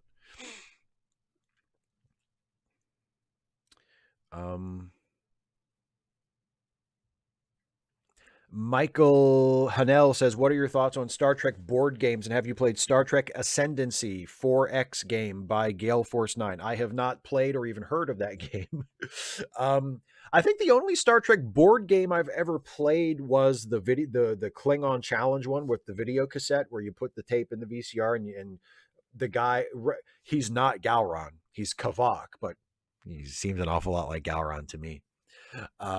Played by the same actor, played by Robert Riley. But I think that's the only Star Trek board game I've ever played. So I've never played any other ones. Some Random Geek says, if John Wick was a real life person, how would you feel about him? I mean, probably not like a big fan of him, but then again, most of the people he kills are people who have it coming, right? I mean, I don't think I would be like super anti John Wick. Kane 20C, cake or pie? This is really tough. Now, if Dana were here, of course, Dana would say pie, because pie is probably Dana's favorite thing in the world. It's a tougher choice for me. And it would depend very much on what kind of cake and what kind of pie. But if I have to make a choice between the two just categories, I think I would probably choose cake. Which is meant as no disrespect to pie, which I also adore. But I think if I had to only have one, I would choose cake. Super chat from Kirak 2011 says, change the tone. My next Q&A will focus on the last episode of the Smits episodes. So I am just preparing you. Also, how long should I wait to talk about Cobra Kai? I mean, you can talk about Cobra Kai now if you want. You know, I mean, I know if you want to be respectful of spoilers and such, I understand. But like, we can talk about Cobra Kai whenever you want. I've seen it. Like, I've seen the new season. And yes, okay, it will definitely be a tonal shift if you want to talk about the final Jimmy Smits episodes, because those are amazing, but they're also absolutely fucking gut-wrenching, especially that last one. So we can totally talk about it. I would love to talk about it. But yes, quite a tonal shift. Paul O'Kelly says, one more on Quantum Leap. Would you like to see another evil leaper, but this time make it a full arc? We didn't get enough in the original series of the good versus evil battle, in my opinion. I think that could be interesting. Yeah, it might be interesting to import that concept into the new show. The evil leaper was never my favorite part of the original show. I felt like pretty much everything that they did in the later seasons to kind of juice the premise to get more people to watch wound up taking the show further away from what made me like it in the first place. But I didn't hate the Evil Leapers. Like, I thought the Evil Leaper stuff was interesting and was at least a way of doing something different with like the concept of leaping, if that's something you feel like the show needs to do, which I don't really, but so I mean, yeah, again, it all comes down to story, but the idea of bringing in an evil leaper is not the worst idea in the world, you know. Michael Handeline says, with how HBO Max is going, I'd be very surprised if there was another season of Harley Quinn. Well, I mean, supposedly there is going to be another season. Like, it has been picked up for a fourth season, but your point is well taken nonetheless, because with how HBO Max is going, who knows if that fourth season is actually going to happen, even though it has officially been picked up, because, you know, they were officially making a Batgirl movie until a few months ago too. So who knows? I mean, there's a little bit more hope because the Harley Quinn show was picked up after the merger and after David Zaslav started going on his tax write-off spree with HBO Max. The renewal came after that. So that might suggest that they're a little bit more committed to Harley Quinn than they were to some other projects they canceled, but they could very easily decide, you know what, fuck it, we're not doing another one. I mean, so we'll have to wait until it actually exists before we can know for sure.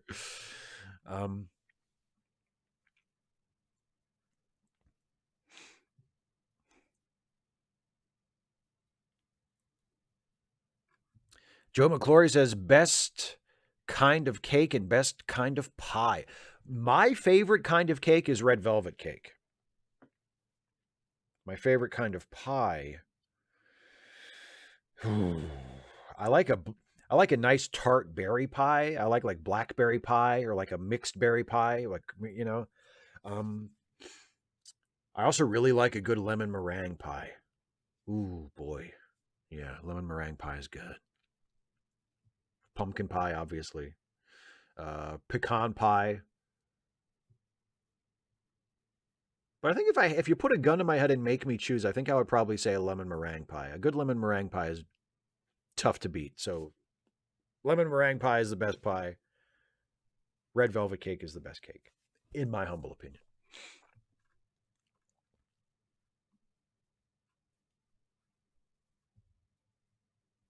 Oh, Azalea, did anyone play the 25th anniversary game? Yes, I did. I actually have a copy of that on my computer. I got that off of I had it when I was a kid. I played it when it first came out.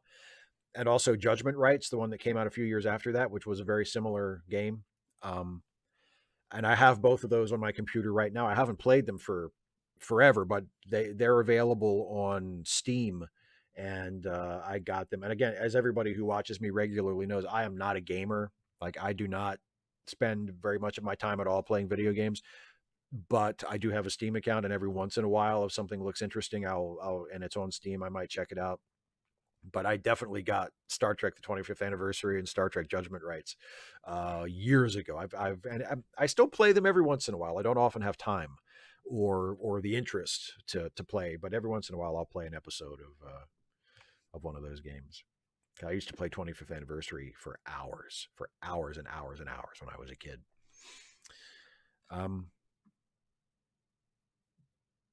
Some random geek. I like Cake the band too. So do I. Hell yeah. Oh, Keurig, coconut pie. Yes. Coconut pie was a favorite of my grandfather, of my pap, the guy whose house I'm living in now. And that was always a staple. Like for Pap's birthday or for holidays, we always had coconut cream pie because Pap loved it and I loved it too. I love a good coconut cream pie. Oh boy. I guess this must be what Dana feels like, because I feel like I really want some pie right now. Azalea Jane, pie is exactly 3. Nice Professor Frink reference there. Kemp, does peach cobbler count as pie? No, peach cobbler is cobbler. Peach pie is pie. There is such a thing as peach pie. That's pie. Peach cobbler is cobbler. It's different. It's like there's cherry pie and there's cherry cobbler. Ooh, carrot cake. Michael, yes, carrot cake is great too. Hell yeah.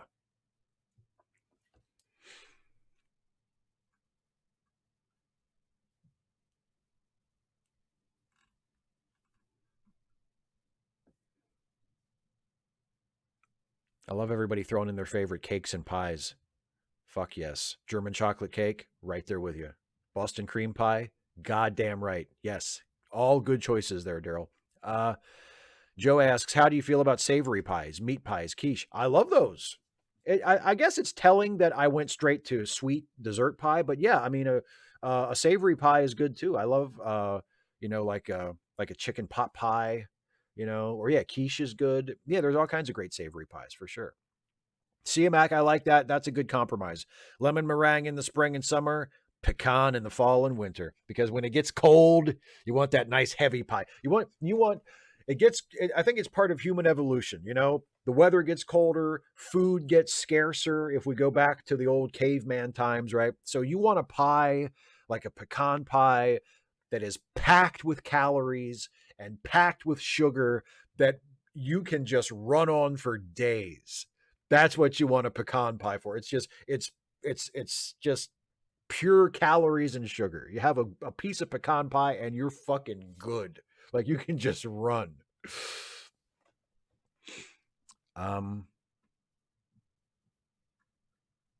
Yes, Keurig, exactly. This topic has become 50 ways to gain 100 pounds inside of a month. Yes, let's not all eat all of those pies. We need to have some restraint, but yes. Ooh, a pizza pie. How about a hot pocket? A hand pie. A hand pie is a good pie as well. That's right, Joe. You want that nut pie. When it gets cold, you want that nut pie, baby. Goddamn right. Goddamn right. Ooh, Jacob, coffee or milk with pecan pie? I think I've usually had it made with milk, but making it with coffee sounds delicious. Michael, I don't know if I've ever had an orange meringue pie either. I've had lemon meringue. I've had key lime. I don't know if I've had an orange meringue. Coram Siegel says, when I was younger, I made fun of a cobbler. My mom told me not to make fun of him. It was many years later that the cobbler made me a nice pair of peach cobbler shoes. Well, what a lovely story. Thank you for sharing. Michael Hanel, yes. Well, those of us who remember the Attitude Era, we know what kind of pie The Rock likes. And if we didn't happen to know at any time back then, he was always kind enough to remind us.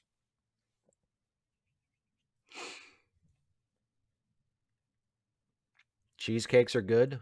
Yes, yes. I had an argument with. You can tell that Dana's absence is keenly felt.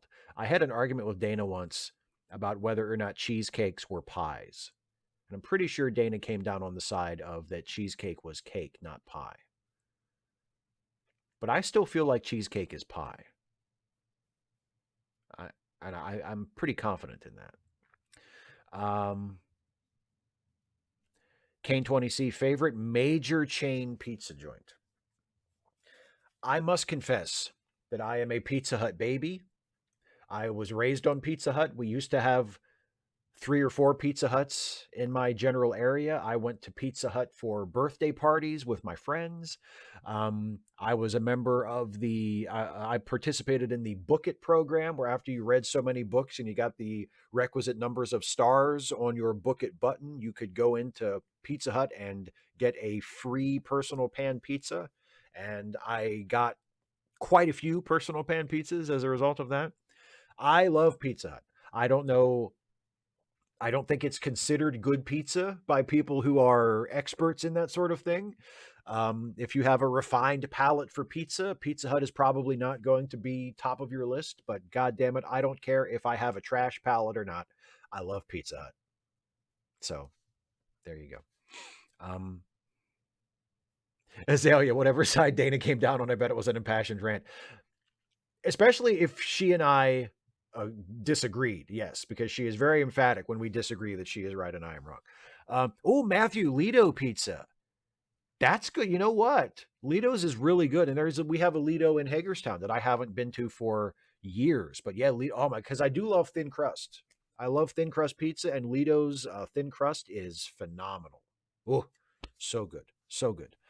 Some random geek. Actually, I have seen the new Innuendo Studios. Yes, I watched it the other day. Have you seen the new Innuendo Studios, The Cost of Doing Business? Yes, I have. I watched it. It might have actually been the day it came out, because I was on YouTube and I was just looking for something to watch, and I saw that it was up, and I was like, "Oh shit, no kidding!" A new Innuendo, because I know he's not as productive as he would like to be, and as he has been in the past. So I saw a new one and I was like, "Fuck yes, I'm watching that." So yeah, I have seen it, and you're right, it's excellent. It's very, very good.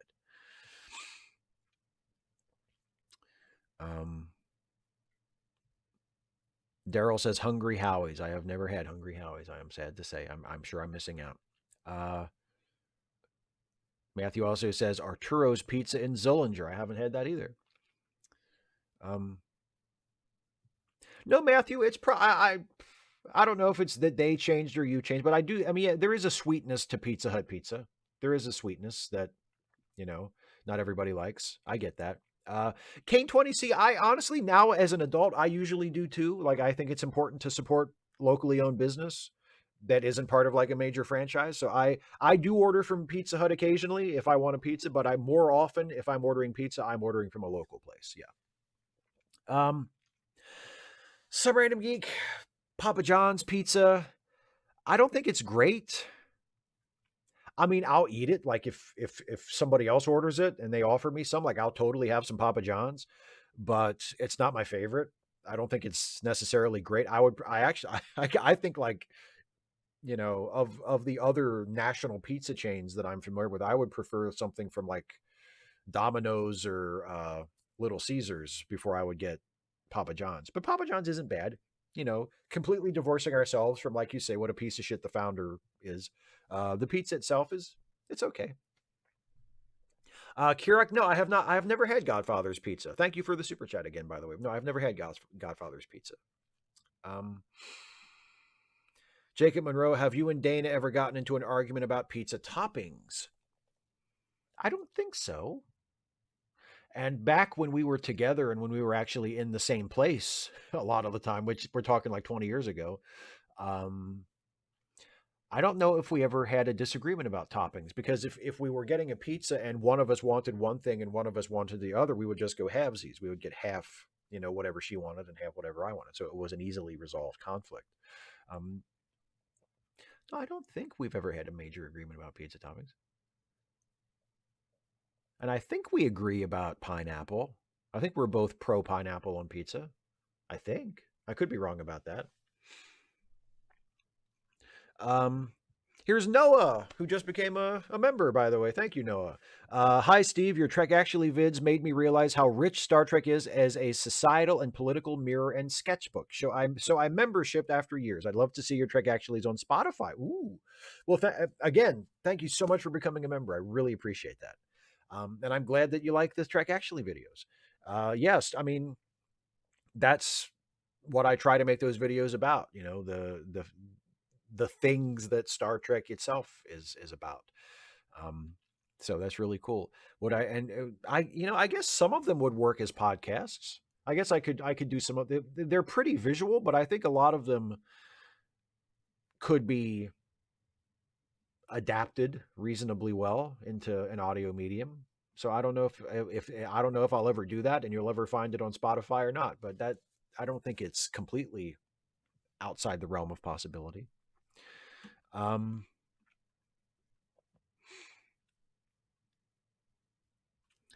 Quorum Siegel says, despite the confusing terminology, cheesecake is by no means a cake. Also, since cheesecake isn't topped with pastry, it cannot be a pie. Cheesecake is and forever will be a tart.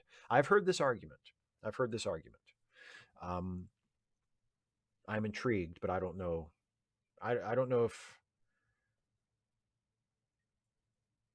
I don't know if cheesecake not being I don't know if being topped by pastry is part of my definition of what makes it a pie. I know that is part of a lot of people's definition, but I don't know if I require that to consider something a pie. Sereno Geek, have I ever had shrimp as a pizza topping? I don't remember specifically. I may have, and I just don't recall, but I don't think I have. But I mean, I don't see why that would be bad. Steve Schmaling says, I'm partial to Geno's East out here in Northern Illinois. Well, there's a plug for Geno's East for anybody in the area. I've never had it myself. Um,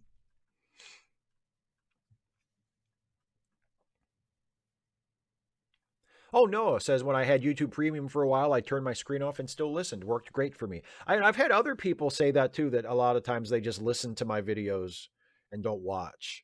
Um, So I mean, yeah, I mean, if it works, if it works, it works. If I were going to actually upload it as an audio thing, I would want to go through and change some things. I wouldn't be comfortable just ripping the audio out of a video and throwing it up and saying, "Hey, it's a podcast now." Like I would want to make sure that it was a good podcast and not just say, "Here, you can technically just listen to it now." Like I'd want to, I want to make it for audio. But I think it's really cool that people can enjoy it that way. Um,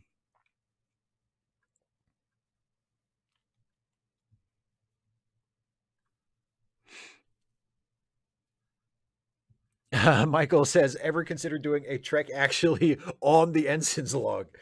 You mean like a trek actually about the show? No, I feel like that would be too masturbatory or too snake eating itself. I don't know if that would be a good idea. Um, and also, I mean, masturbatory, self congratulatory, like, and also it would be like, um, no, now that people know that my opinion of lower decks is not super high, it might feel a little self-congratulatory if I did a video about, oh, but I have this podcast that I'm on with at least a broadly similar premise. I think our show is a lot different than lower decks, but broadly similar premise. And I actually think that's really good, like that. I don't think that would look very good. Azalea Jane, yeah, I've heard that from people too. That people listened to the Atheist Reads videos instead of watch them. That I can more see. Those aren't super visual, you know. Those are mostly me reading stuff, and I can see how those would work much better as as an audio only thing.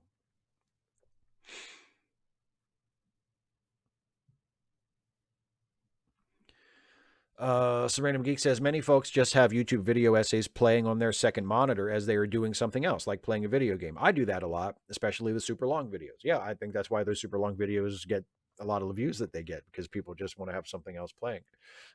Yeah, again, I don't really do that, but that if other people do that, I think that's great. Uh, Yes, and Ouroboros and Ouroboros, or however you pronounce that. Gedrin Y. Michael Hano says, "How about a not actually trick actually on the Ensign's log?" Again, I would have to. First of all, like I said, I feel like it would be too easy to make it self-congratulatory, and I don't think I would want to do that. And because I do really like our show, like I really think the Ensign's log is good. Like I enjoy making it. I enjoy listening to it. I think, and almost all of that is due to Jason, but a small part of it is due to me and to Dana. But I think it's a great show. But I'm in the show, and I helped to create the show, so it would be weird for me to make a video about, like, you know, listen to let me tell you about this awesome show that I'm in. You know, and also it would have to be about, like, I would have to figure out what the thesis would be. It couldn't just be, let me tell you about this awesome show. I'd have to find something about the Ensign's log that I could tell people about that would be interesting. Kane 20C telekinesis. It's my calibration word for my Shatner impression. If ever I can't quite find the rhythm of the Shatner voice, I just have to say telekinesis the way Shatner would say it. It gets me right into the groove.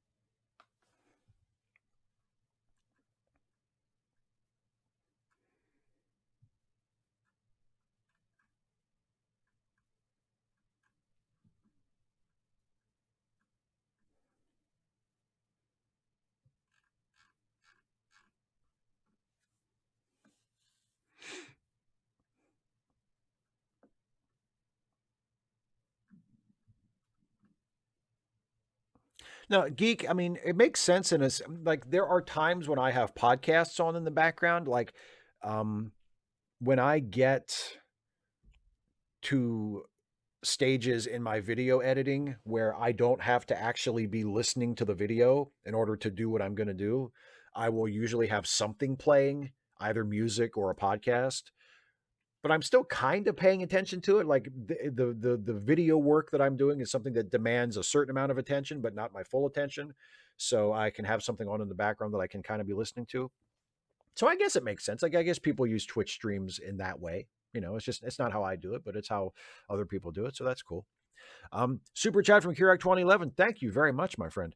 Says, unpopular opinion, I guess, but I've been wanting more storylines regarding DS9 space station, profits, the emissary, and just life in general. By the way, I saw something on Twitter about DS9 season 8. Did you hear about this?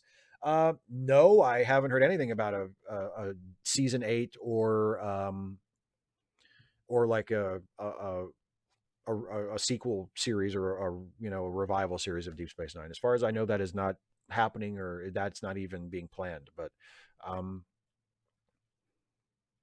you're wanting, like, more stories about just life in general on the space station. Yeah, that could be interesting. Joe McClory says, what if someone left a comment about the Ensign's log on a Trek Actually video? Would you feature that comment on a Not Actually Trek Actually comment edition? Potentially, if it was an interesting enough comment that I could respond to. I mean, I wouldn't not feature it just because it mentions the Ensign's log. I've talked about the Ensign's log in videos before, but I just don't know if I'd want to do, like, a full video, that was just centered on the Ensign's log.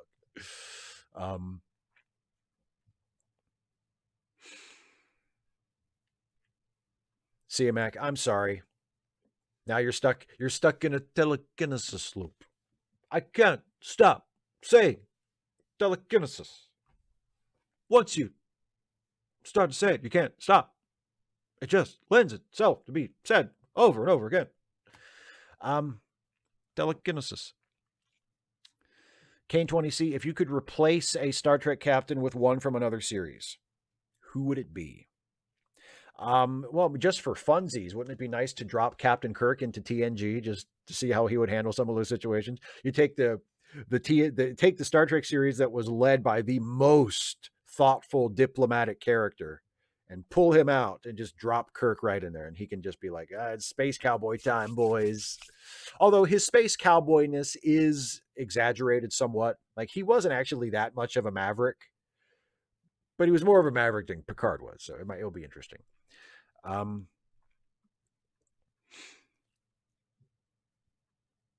Michael Hannell says, since you're a big pro wrestling fan, have you watched the YouTube show by Wrestling Bios Reliving the War? It's a weekly recap of the Monday Night Wars. No, I have not watched that. I have not seen that. No. Jacob Monroe, how long is it going to take for the little Waxana episode to win the poll? I have no idea. The people speak, and I do what the people say. Steve Schmeling, what about a Trek actually about the Ensign's log, about a not Trek actually about the best Batman ever? So we have to do an Ensign's log that is about a not actually Trek actually video that is about the best Batman ever. I'll pitch it to Jason. I'll see what Jason says. Noah says, to follow up on my Enterprise comment, would you really say Voyager's finale is better than Enterprise's? I ask because I believe to remember you said you liked Enterprise finale the least. Yeah, I think Voyager's finale is better than Enterprise's. I don't think Voyager's finale is great. But I do think I find it more satisfying than Enterprise's. Yeah. Even though I think I would probably place Enterprise as a show ahead of Voyager, but Enterprise's finale. I mean, I saw your earlier comment where you said you appreciated the Riker bits in it. I mean, I'm a huge Riker fanboy. I love Commander Riker, right? But it's not Commander Riker's show, you know. Like, Commander Riker is not a character in Enterprise. I mean, he is weirdly the central character of the final episode of Enterprise, but it's not Commander Riker's show. So it's just a little weird for him to be there. And it feels weird for that to be the series finale. So yeah, I do think that Voyager's last episode is better than Enterprise's.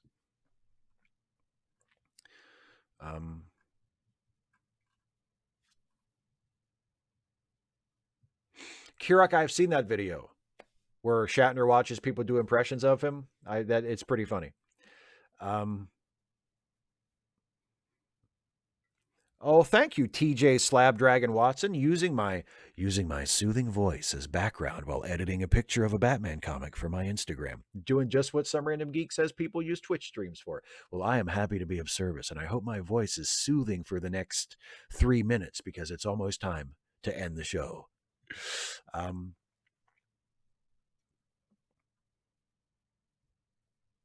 That's true, CMX. Cisco, when worked up, would give Cowboy Kirk a serious. I don't think Kirk would do the thing where he would show up to the planet that had the problem and he would take it upon himself to solve the problem in a way that maybe like resolved the moral conflict at the center of it, but also radically destabilized their entire society. And then he would just be like, you're welcome, bye, and would just leave in his spaceship and never come back. So he would do that a lot. But I don't think he ever like intentionally poisoned a planet just to catch a guy. And Cisco did that shit and like wasn't even sorry. He was like, yeah, that's right. And I'll do it again if you don't give yourself up. Test me, I'm begging you. So yeah, I think Cisco could definitely give Cowboy Kirk a run for his money.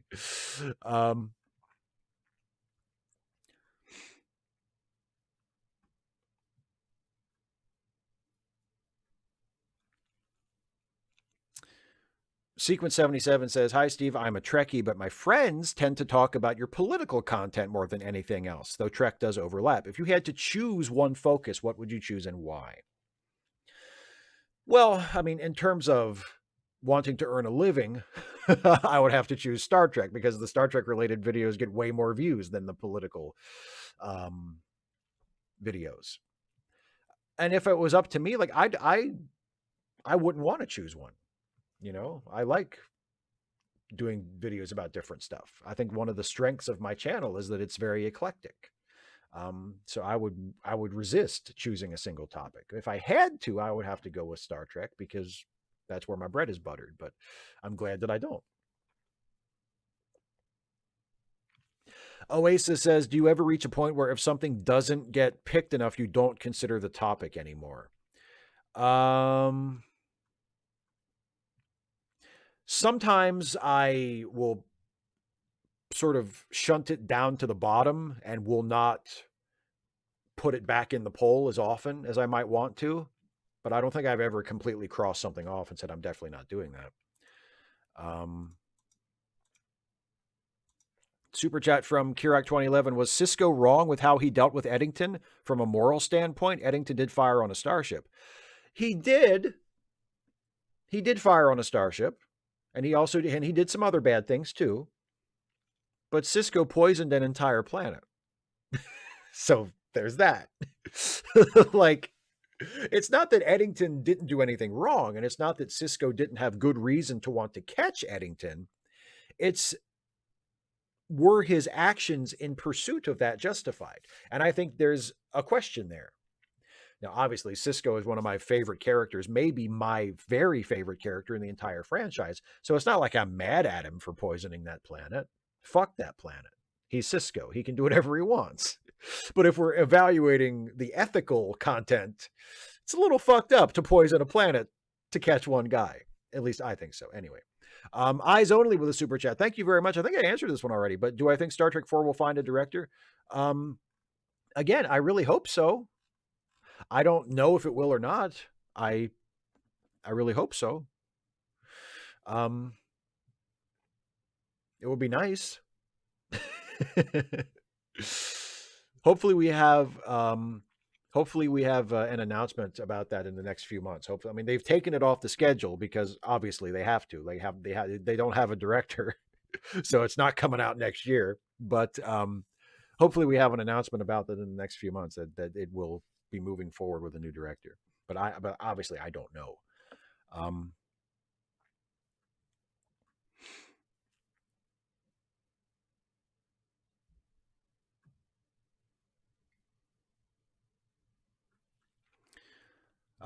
Yeah, Noah says, before I head off, do you know what your viewers' main home countries are, like top 5 or something? I don't know off the top of my head. YouTube Analytics tells me. I know most of my viewers are in the United States, Canada, and the UK.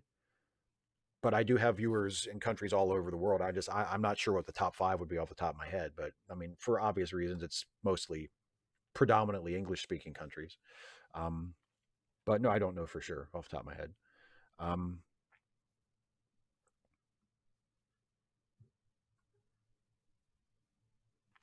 Joe, I actually think the episode, I think the episode meant to present it as troubling that he did that. I don't think the episode is definitely saying, oh, Sisko's totally in the right to do this. That was not the message I got. But it certainly doesn't condemn him either. I think it was trying to plant it in that gray area, you know. I don't. I think it was trying to get us to ask ourselves, do you think he was out of line? You know, the only thing that cuts against that is at the very end when Dax, and I think I mentioned this in a video before, Dax has no problem with it at all. Like, Dax is like, going, sometimes I like it when the bad guy wins, like, I'm glad you poisoned that fucking planet, Ben. That was awesome. Like, Dax is not bothered by it one bit. So, maybe you can read something into that, but no, I think the episode wants us to think about it in a complex way. Paulo Kelly from Ireland. Well, thank you very much. I know I have some regular viewers from Ireland. So, but I would have to look at the analytics to see exactly where the top 5 of everybody is from. Okay, Coram Siegel. One last question, and then I'm ending the stream. Coram Siegel says, favorite, least favorite Majel Barrett character on Star Trek. Favorite character is number 1. Least favorite character is Loxana Troi. Because I thought she did pretty good as number 1 in The Cage. I think that kind of character plays to her strengths as an actor. And Loxana Troi did not play to any of her strengths as an actor, and also was not a very good character. So, I would put her at the bottom. And Nurse Chapel was just kind of boring. Like the original TOS version of Nurse Chapel was just kind of just there. She's just sort of wallpaper. Strange New Worlds Chapel is all about it. I really like Strange New Worlds Chapel, but Classic Trek Chapel, Okay, super chat from Kirak 2011, and then that's it. Seriously, freaking love Dax. I too am a huge Cisco defender, especially with the one episode with Garrick and Cisco. Love it. Yeah, in the Pale Moonlight, fucking classic episode. Absolutely. And yeah, Dax and Cisco are buddies. Dax is Cisco's best friend, so of course she's going to be on his side. I don't question it. Anyway, that's it for the show, everybody. I want to remind you, Some Random Geek has been dropping links in the chat. Please be mindful of those. Please don't forget to check out charitylinks.page as well, which has a lot of the links that Geek is sharing in the chat, and you can help out some friends of ours who need a helping hand, who are in some financial distress. If you have a few spare bucks and you want to put them toward a good cause, charitylinks.page. It is linked in the description. Also, don't forget, if you want to support my channel, as some of you have already tonight, which is wonderful. I've gotten some new members and some new patrons. If you want to support my channel, if you enjoy my videos, if my work is of interest or entertainment or use to you, and you can afford it, of course, you can become a patron by going to patreon.com/Steve Shives, or becoming a channel member by clicking the join button right here on the YouTube page. And as a patron or a member, you get access to certain special benefits, one of which is that for patronage or membership of any level, you get to submit your questions ahead of time for Ask Away. And as you saw, I spend about the first hour of the show answering questions that were submitted ahead of time by patrons and members. So that's something that you can do if you want to, if you become a patron or a member. So patreon.com/Steve Shives, or the join button really helps me out. My YouTube channel is my job. It's how I earn a living. It's how I put food on my table. So if you are watching this or you have seen my other videos and my work has been of use to you or meaningful to you, and you're able to do so and you can afford it, I would love it if you would become a patron or a member, because I couldn't do it without you. Also, don't forget that I am also on a couple of podcasts that are part of the Lemmy Listen family of podcasts. I am the co-host of Late Seating, the movie review podcast with Jason Harding, where we take a look at classic films and decide whether or not they deserve whatever reputation they have, be it good or bad. Our latest episode will be a review of the 2009 Star Trek movie. It is not up yet. The show is delayed a little bit because we had to record it late because Jason had a work thing last week, and but it'll be up soon, and it'll be about Star Trek 2009.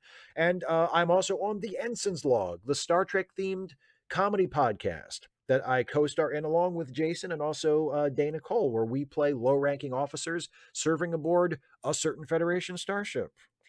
You know what I'm saying?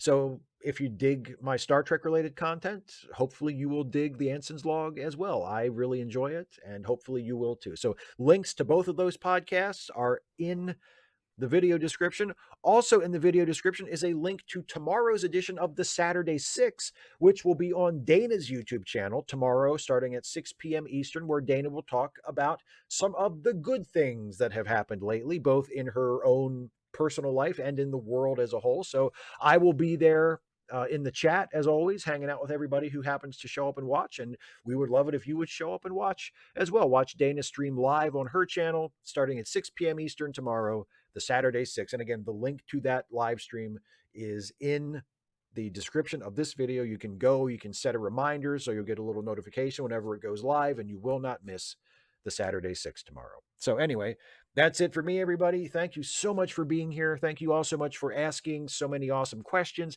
Those of you who are members and patrons, thank you so much for your support. Once again, I could not do it without you. I appreciate you so much. Have a good night. Have a good weekend. Take care of yourselves, and I will see you around. Bye, everybody.